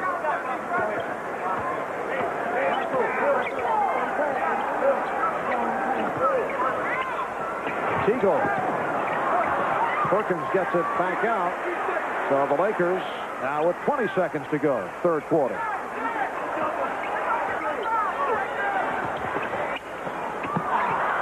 Divac saved that pass. Perkins had the three-point attempt blocked.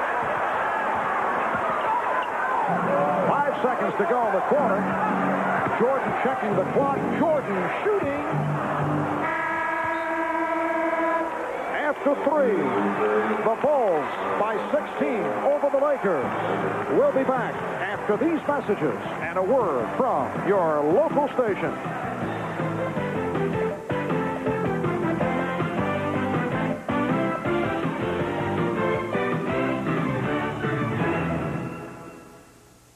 They all laugh at Christopher Columbus, winners of the world with round. Ford says they got a big car that's got even more room. So?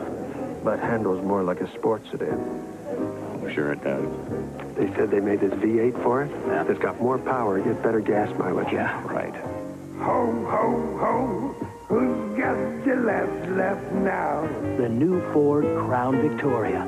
That's nice. Have you driven a Ford lately?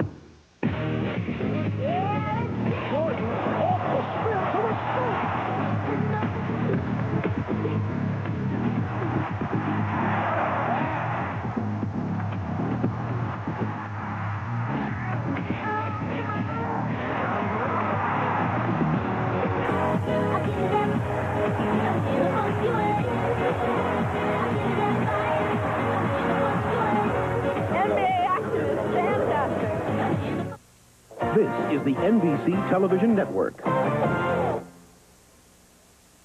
When Pontiac set out to create a dramatic minivan, they kept your safety and styling in mind. The Transport has a versatile, easily changeable interior designed to mold to your needs instantly without hassle. As for safety, the Transport performed better in driver protection than the competitive light-duty trucks and vans tested by the government. To add complement to utility, 7 independent design engineers have rated the Pontiac Transport #1 in styling. And now you get $1,000 cash back on all Pontiac Transport. Available only at your California Pontiac dealer. You're the top. You're the Coliseum. You're the top. You're the Louvre Museum. You're the best in beer. That fact is clearly dropped. You're #1. Second to none. You're the top. Heineken, America's #1 imported beer. Amstel Light, America's #1 imported light beer. You're a cut above the taste we love. Each drop. You're the best of both worlds. You're the top. Dave Stewart of the Oakland A's, our guest Sunday night on Sports Final.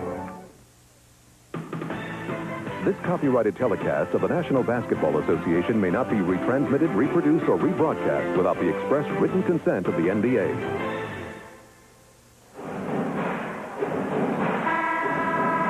We are heading to the fourth quarter at the Forum in Inglewood. The Lakers with 16 points in the second, only 14 in the third, and they are now trailing 74-58. Well, James Worthy, who did bounce back from that swollen ankle, the ankle injury suffered against the Portland Trailblazers, headed back to the locker room, and we are set for a report on the severity of that injury. Let's go to Steve Jones. Well, the injury for James Worthy is worsening. Every time he goes up and down on it, he's jamming it a little bit more, so he can't take it mentally. They're trying to retape it now. They're giving some electric stimulation, and hopefully that will at least aid him, and he'll be able to come back in the game, but it doesn't look good for Worthy or the Lakers right now. All right, Steve. Worthy suffering a sprained left ankle in Game 5 in Portland and has been favoring it. Magic Johnson opening up the fourth quarter. The crowd urging the Lakers on. They now trail 74-60. The Lakers 7 for 21. Dreadful shooting in the third. They were only 5 for 20 in the second. While the Bulls have shot well. Divac got a piece of it. Dick Pavetta with the loose ball foul against Chicago. It's on Scott Williams, who had just checked back in. Lakers with Magic Johnson and Terry Teagle at the guards. A.C. Green, Roddy Divac, Van Perkins up front. Here's Teagle. Divac. It's a 12-point Chicago lead. Greg Hodges back. He and Michael Jordan in the backcourt. Scottie Pippen, Cliff Levingston, and Scott Williams up front. Levingston played by Divac. Pippen lost it. Teagle with the steal.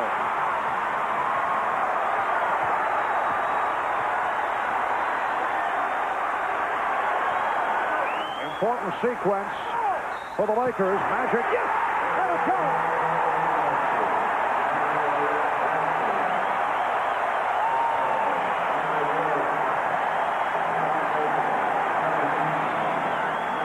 For the first time since early in the game, the Lakers able to go back-to-back. And now Magic to the line off this move. No one wants to win more than Magic Johnson. He's frustrated right now. He knows he needs to pick it up. He's taking it into his own hands. 7 unanswered by the Lakers. And they've cut it to 9 with a minute 20 gone by in the fourth. Jordan didn't see the pass from Williams. Fortunate to recover. Jordan lost it. Good play by Teagle. And then the whistle by Hugh Evans. The foul called. Or let's see, it may have been a kick ball. Once Magic feels the pressure by Jordan on one side, he turns the other way, splits the defense. Great feel for where everyone is on the floor.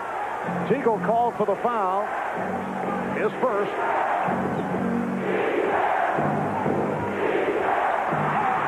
Another Chicago turnover.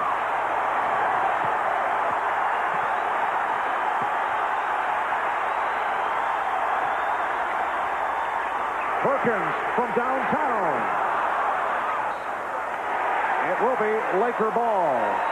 There have been 2 fast break opportunities for the Lakers, but because they rely on Magic so much to run it for them, each time they've slowed down, turned, and thrown the ball backwards to Magic. You're not going to get easy scores that way.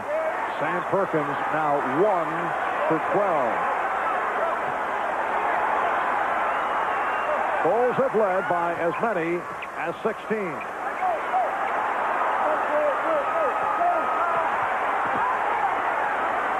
Shot clock at 5. Perkins for 3. He cannot buy one. Make it 1 for 13 for Sam Perkins. Has changed his shot completely now. He's on the run before he releases the basketball. Hodges.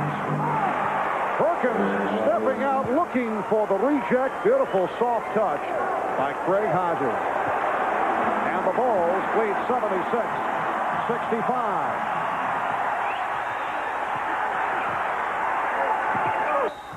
Teagle pushed by Hodges. That's 3 on Craig Hodges. Timeout has been taken. 9:18 remaining in the fourth. Introducing the new 1992 Paseo from Toyota. It's a practical, sensible car. Women dig it. For people who know their limitations. Let's party. And can appreciate performance. 16 valves, 100 horsepower. In moderation. So don't expect a lot of excitement. It's a blast. Just good, basic transportation. Women dig it. At a price we're too modest to mention. Starting under 10 grand. We think you'll probably like it. You'll love it. The all-new Paseo, a very practical car from Toyota.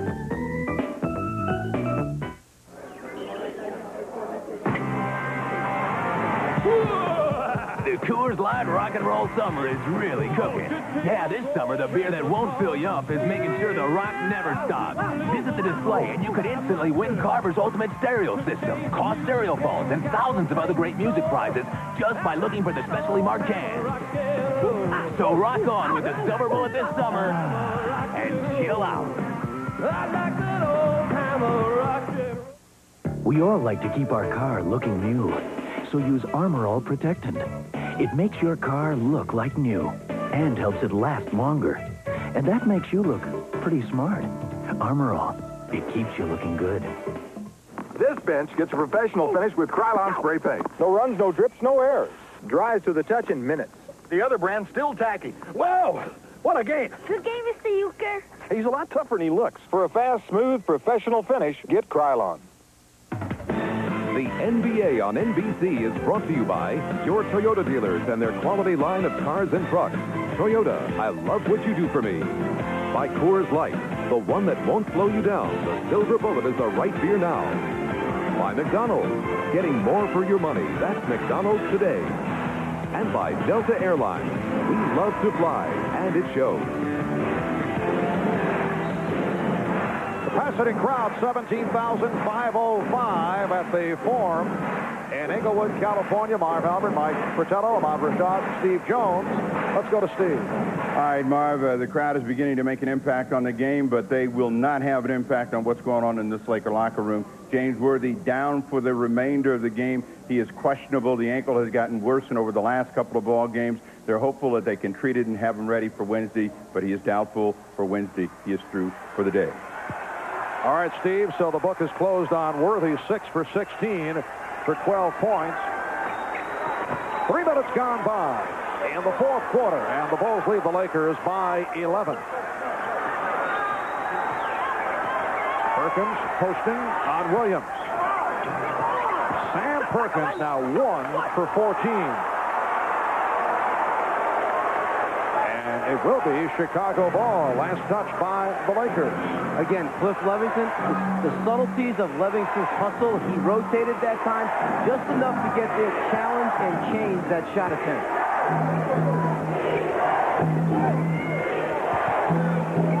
Jordan from deep. 25 for Michael Jordan. And the Bulls extend to a 13-point lead. Lakers showed some signs at the start of this fourth quarter that the Bulls have come back. It will be Laker ball with 13 on the 24. Because of Worthy having the bad ankle and because of the other players' inability to really create off the dribble, the Bulls are able to recover defensively so much of the time because L.A. just wants to swing the ball around the outside and does not want to break them down off the dribble. A.C. Green will throw it in.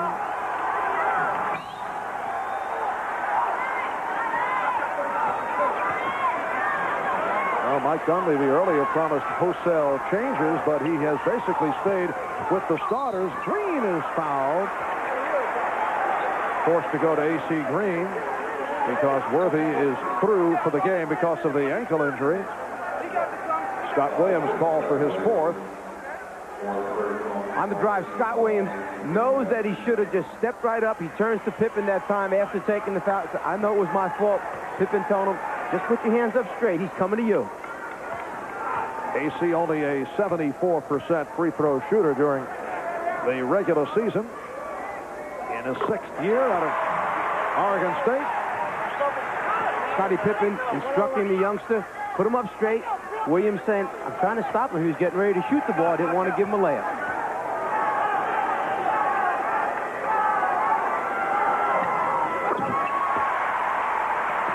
Bulls by 11. And there you see the time remaining in the fourth quarter. It has reached desperation time for the Los Angeles Lakers. A loss today, and they're down 3 games to 1. Pippen making the hit from Green, who was looking for a travel. AC committing his first. And Byron Scott returns.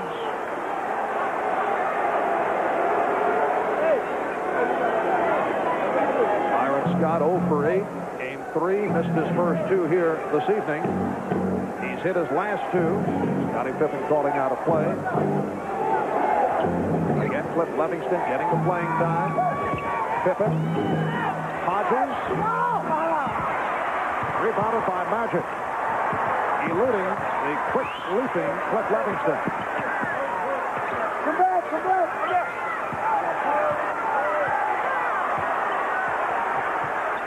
Pippen getting help. Nice pass from Magic. Chico through the foul. Jordan did not like the call. Terry Teagle very fortunate that time because Michael Jordan, anticipating that he was going to go to his right hand after he received the ball, got there in time and perhaps caused an extra step in there before the ball was put on the floor. Third foul on Jordan. Teagle, an 82% free throw shooter. The Bulls 78 and the Lakers 68.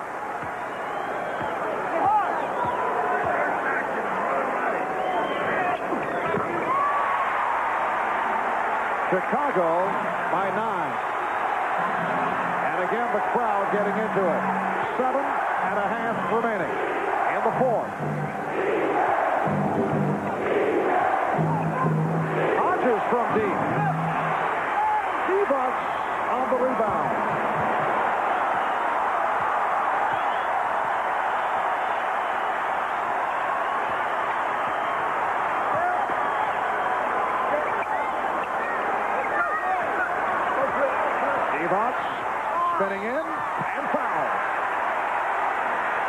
Scott Williams drawing the assignment against Vlade Divac.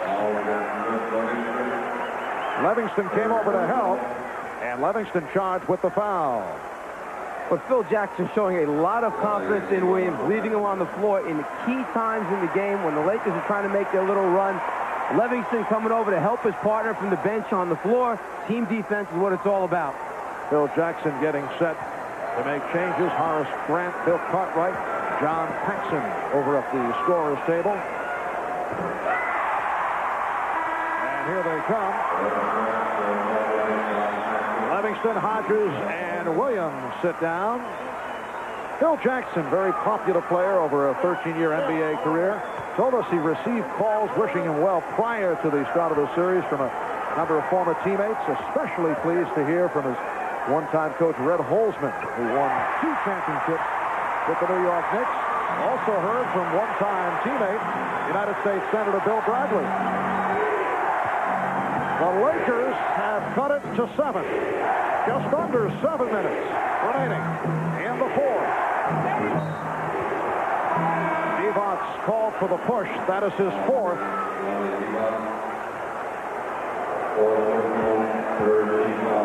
And a timeout taken. 6:51 remaining in the fourth quarter.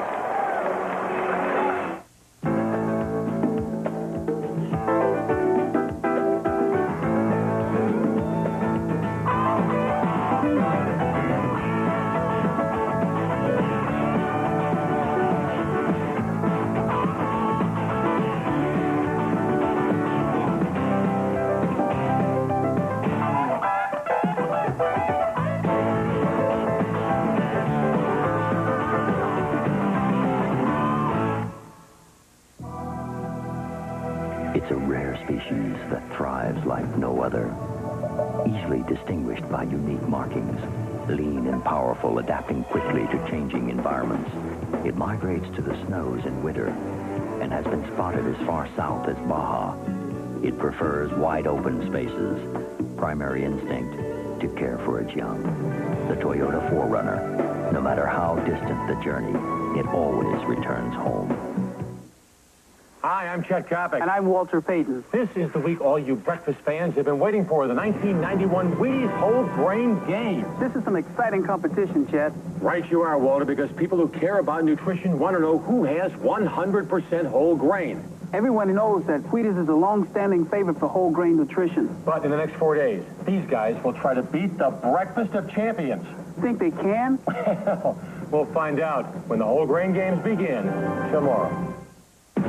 Tonight on an all-new Law & Order, a top cop is accused. How could you even think that I would tamper with evidence? It's an all-new Law & Order on NBC tonight.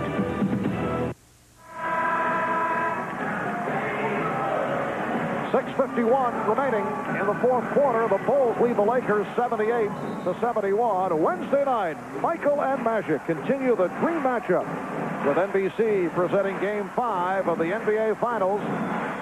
Lakers and Bulls, Wednesday, 9 o'clock Eastern Time here on NBC. Well, with all the problems the Lakers have had during the course of this contest, with all the bad shooting, with the fact that the Laker bench has not contributed, while the Bulls have, the Lakers are only down by 7. It's surprising they're in terrific position, if you can say that, being down 7 at this time. But after mentioning all the things that you did, you're right. 7 points down with all this time and the crowd finally into it, they got a chance. Paxson with the shot. John Paxson has been a crusher for the Lakers. 5 out of 8 for Paxson. He has 11. And the Bulls lead at 80-71. Teagle. And Teagle now 1 for 6, and it leads to this. How many times in the playoffs have the Bulls done this, where they answer the challenge after a timeout, just when the other team's on a roll, they come back and answer to quiet the crowd, and then open the lead once again. Scottie Pippen again doing a good job against Magic Johnson. Divac.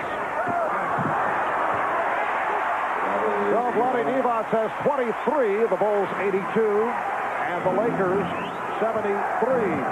5 minutes, 40 seconds to go in the fourth quarter. And a defense from the crowd. Grant.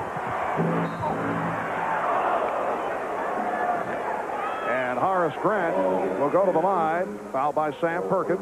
Because of the speed and quickness, one thing the Bulls love to do is leak a player out. Jordan sometimes, Pippen the other times. Two guys who really finish well at the other end. Horace Grant, 25 years old, out of Augusta, Georgia. He will celebrate his 26th on the 4th of July. One of the fastest and quickest power forwards in the NBA. Gunning for his 14th point.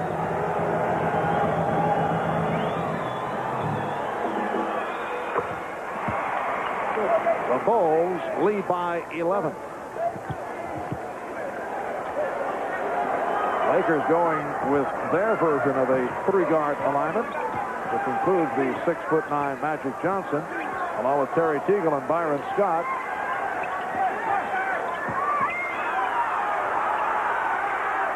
Shot clock at 3.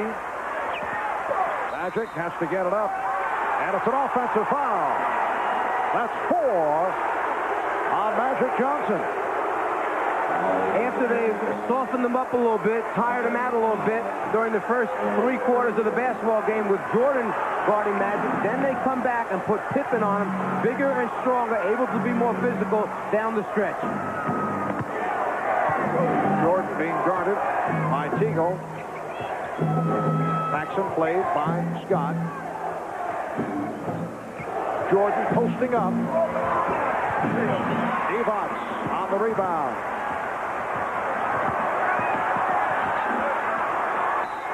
And the reach-in foul called on Pippen. That's 4 for Pippen.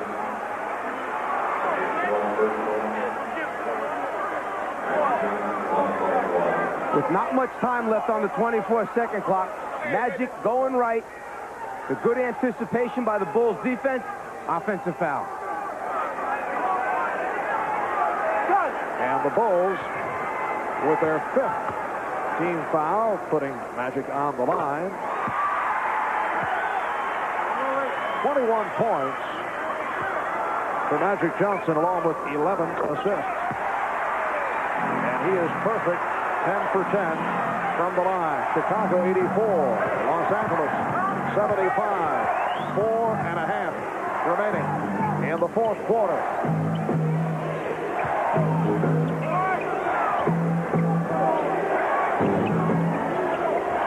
Cartwright feeling for Divac. Yes. Bill Cartwright with a strong move. He's hit 5 of 10. He has 11. The Bulls extend to an 11-point lead. And then a la the Lakers, run the clock down, milk it to the end before you make a shot. Divac with the tip. 86-77, Chicago. The Chicago Bulls, during the regular season, won the Central with a record of 61-21, the best record in the history of the franchise, and they have just roared through the playoffs. Paxson from long range. The Bulls lead 88-77, and a timeout has been called with 3:49 remaining in the fourth.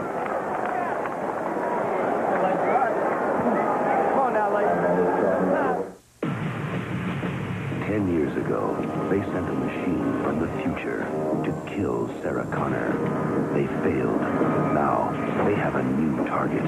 The future leader of the resistance. Her son, John. He's all alone. You have to protect him. They know its face. I'll be back. They know its mission. But there's one thing they don't know. This time, there are 2. Terminator 2. Stay down! One programmed to destroy. The other programmed to protect.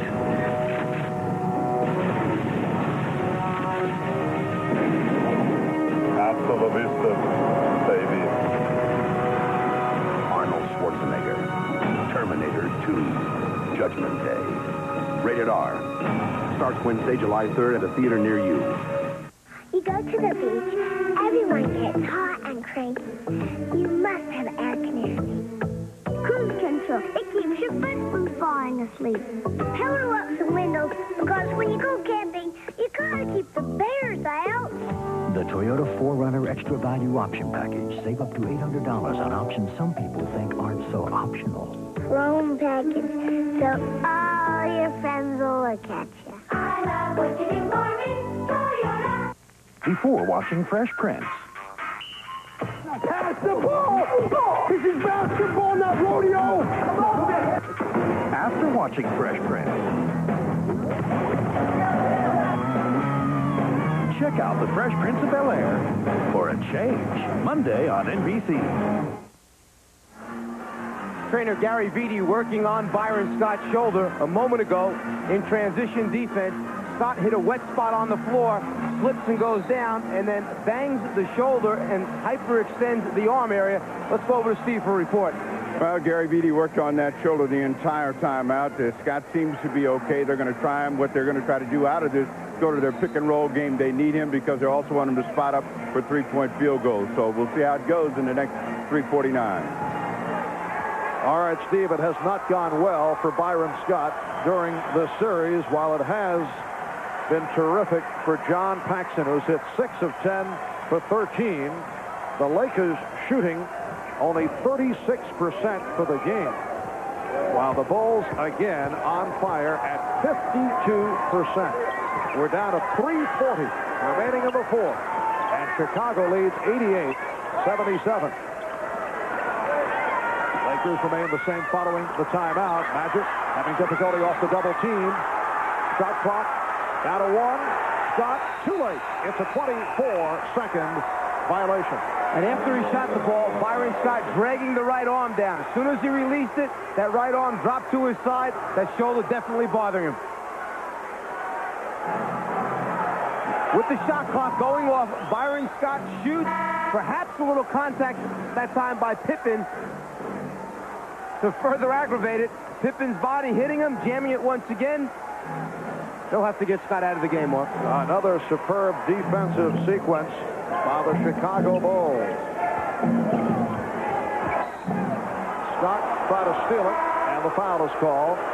That's number 5 on Byron Scott, and now he'll be replaced by Larry Drew.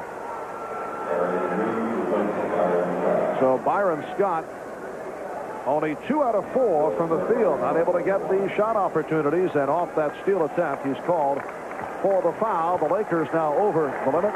Bill Cartwright to the line, and Byron Scott is headed off. So it's been a rough day physically for the Los Angeles Lakers. They lost James Worthy earlier, aggravating that sprained ankle, and now Scott headed back to the locker room.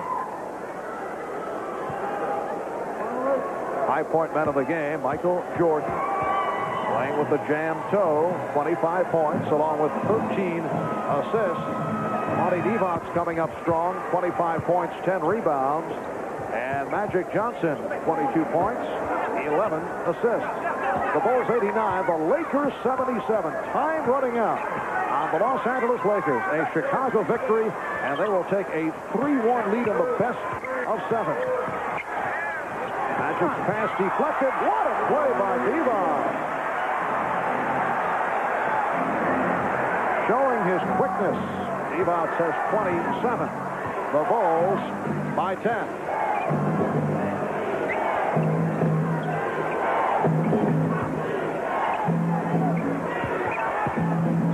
Pippen. Paxson recovers. John Paxson. 7 for 11 for 15 points. There's a groove on the right side of the floor that Paxson just slides into to make the open jumper. Perkins able to keep it alive. Teagle had it knocked away. Look out.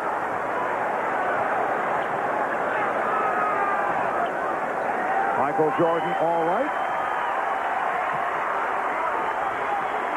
Michael coming out of the pack, telling Scottie Pippen that he's fine. Terry Teagle trying to make a move off the dribble, which is good. They need somebody to break down the defense, but then you have to have the ability to make the pass. Jordan with the hustle at all times into the crowd to try and save it.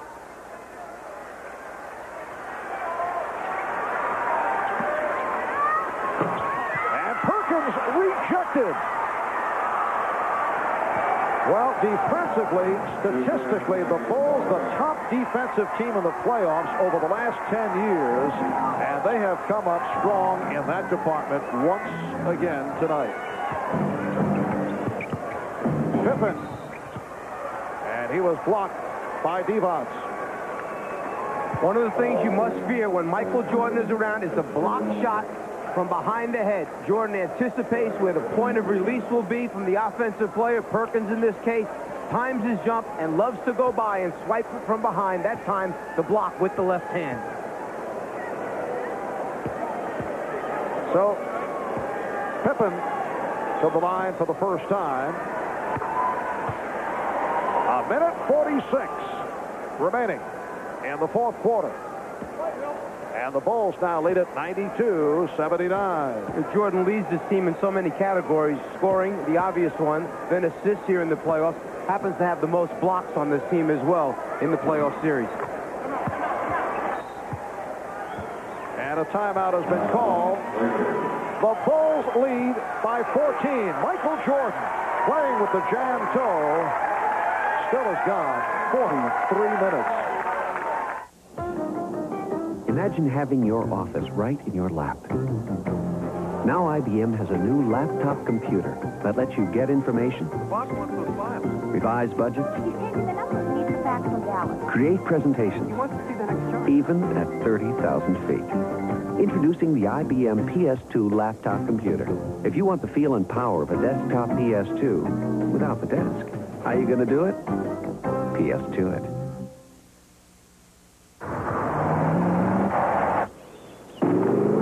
It takes you almost an hour to get to work, which leaves you with two choices. You can either own a house closer to work, or you can own the road in between.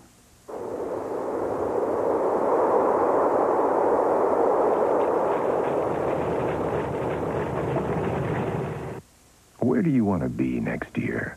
You know, I don't plan to be a partner in this firm forever. In fact, I've been doing something on the side that could be very rewarding. I have an offer to work full-time with some kids. Pays $11,000 a year. Now, how can we restructure my portfolio so I can tell them yes? You can get there from here. Shearson Lehman Brothers. Top Olympic hopeful Kim Zmeskal defends her title at the U.S. Gymnastics Championships, plus the U.S. Track and Field Championships, a special Olympic showcase on NBC. The Bulls, the Lakers, Michael and Magic. The Dream Series continues. Game 5 of the NBA Finals, Wednesday night on NBC.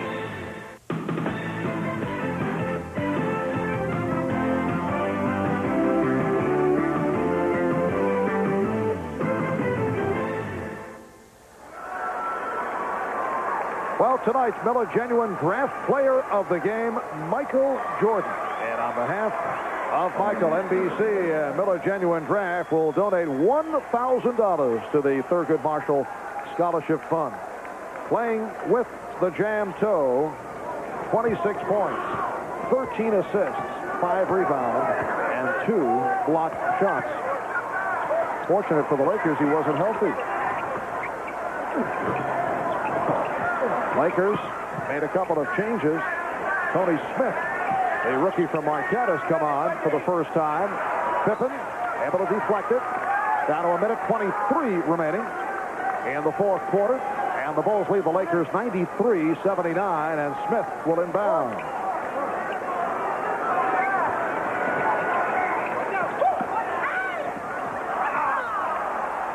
Lakers turn it over.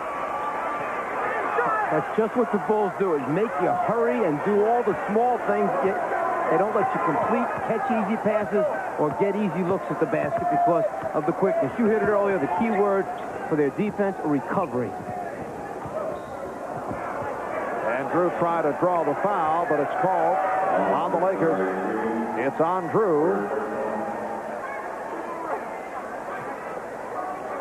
Sam Perkins with a 1 for 15. Sam Perkins had been going so well throughout the playoffs, but tonight, first he missed 7, then he hit, and he shows a stat line that he'd like to forget about. Magic Johnson will sit down. Terry Teagle is back. Magic 22 points, 11 assists, and no team in the history of the NBA Finals has ever come back after being down 3 games to 1. The Lakers are now in that position as they face Game 5 here at the Forum on Wednesday night. They will be trailing 3 games to 1. The Lakers pulling a surprise by taking Game 1 in Chicago last Sunday, 93-91. The Bulls coming back in Game 2. Here's Pippen. Scottie Pippen with 13. And the Bulls now lead it 97-79. And here at the Forum, Chicago Bulls will make it 2 out of 2. So much for home court advantage. It was cute to see the last time down when Pippen was controlling the ball at the top of the circle. He looked over to Michael Jordan on the left wing as if to say, do you want the basketball to take it in the middle of the floor? And Jordan looked at him as if to say, are you kidding me? After all the minutes I've played, you keep it, control it, run the show. Pippen winds up knocking it down. Then the Bulls tried to foul intentionally just to get the other guys in the game and be able to move off the floor. Yes, Phil Jackson empties the bench, and teammates congratulating Michael Jordan, Scottie Pippen. Michael Jordan looking for his first NBA championship, and he will be gunning for it on Wednesday night. 36 seconds remaining, and the Bulls lead it 97-80.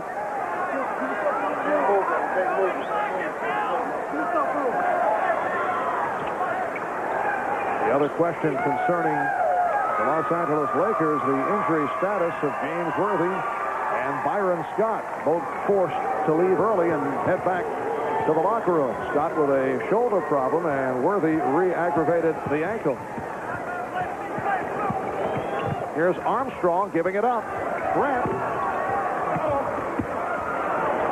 Down to 10 seconds left. Drew. Bulls lead 97-82. Final seconds. The Chicago Bulls come away with a resounding victory. In command virtually all the way. And they defeat the Los Angeles Lakers by the score of 97-82. Led by Michael Jordan, who scored 28. Lonnie Devonts leading the Lakers with 27. Magic Johnson at 22. Lakers shooting only 37% from the field. Wouldn't it be great if instead of being in hot water with your boss, you were in warm water, Caribbean, and swimming toward you was a beautiful fish? No, it was a woman, and yes, she had beer, Keystone. The premium gold-filtered beer in a can that tastes like beer in a bottle because of Keystone's specialty line can. And wouldn't it be great if you told your boss to take that job and sure, I'll have another? Keystone and Keystone Light, bottled beer taste in a can. Wouldn't that be great? You're at a stoplight. It will last 20 seconds. This may be the only time some people ever see you. How do you want to be remembered?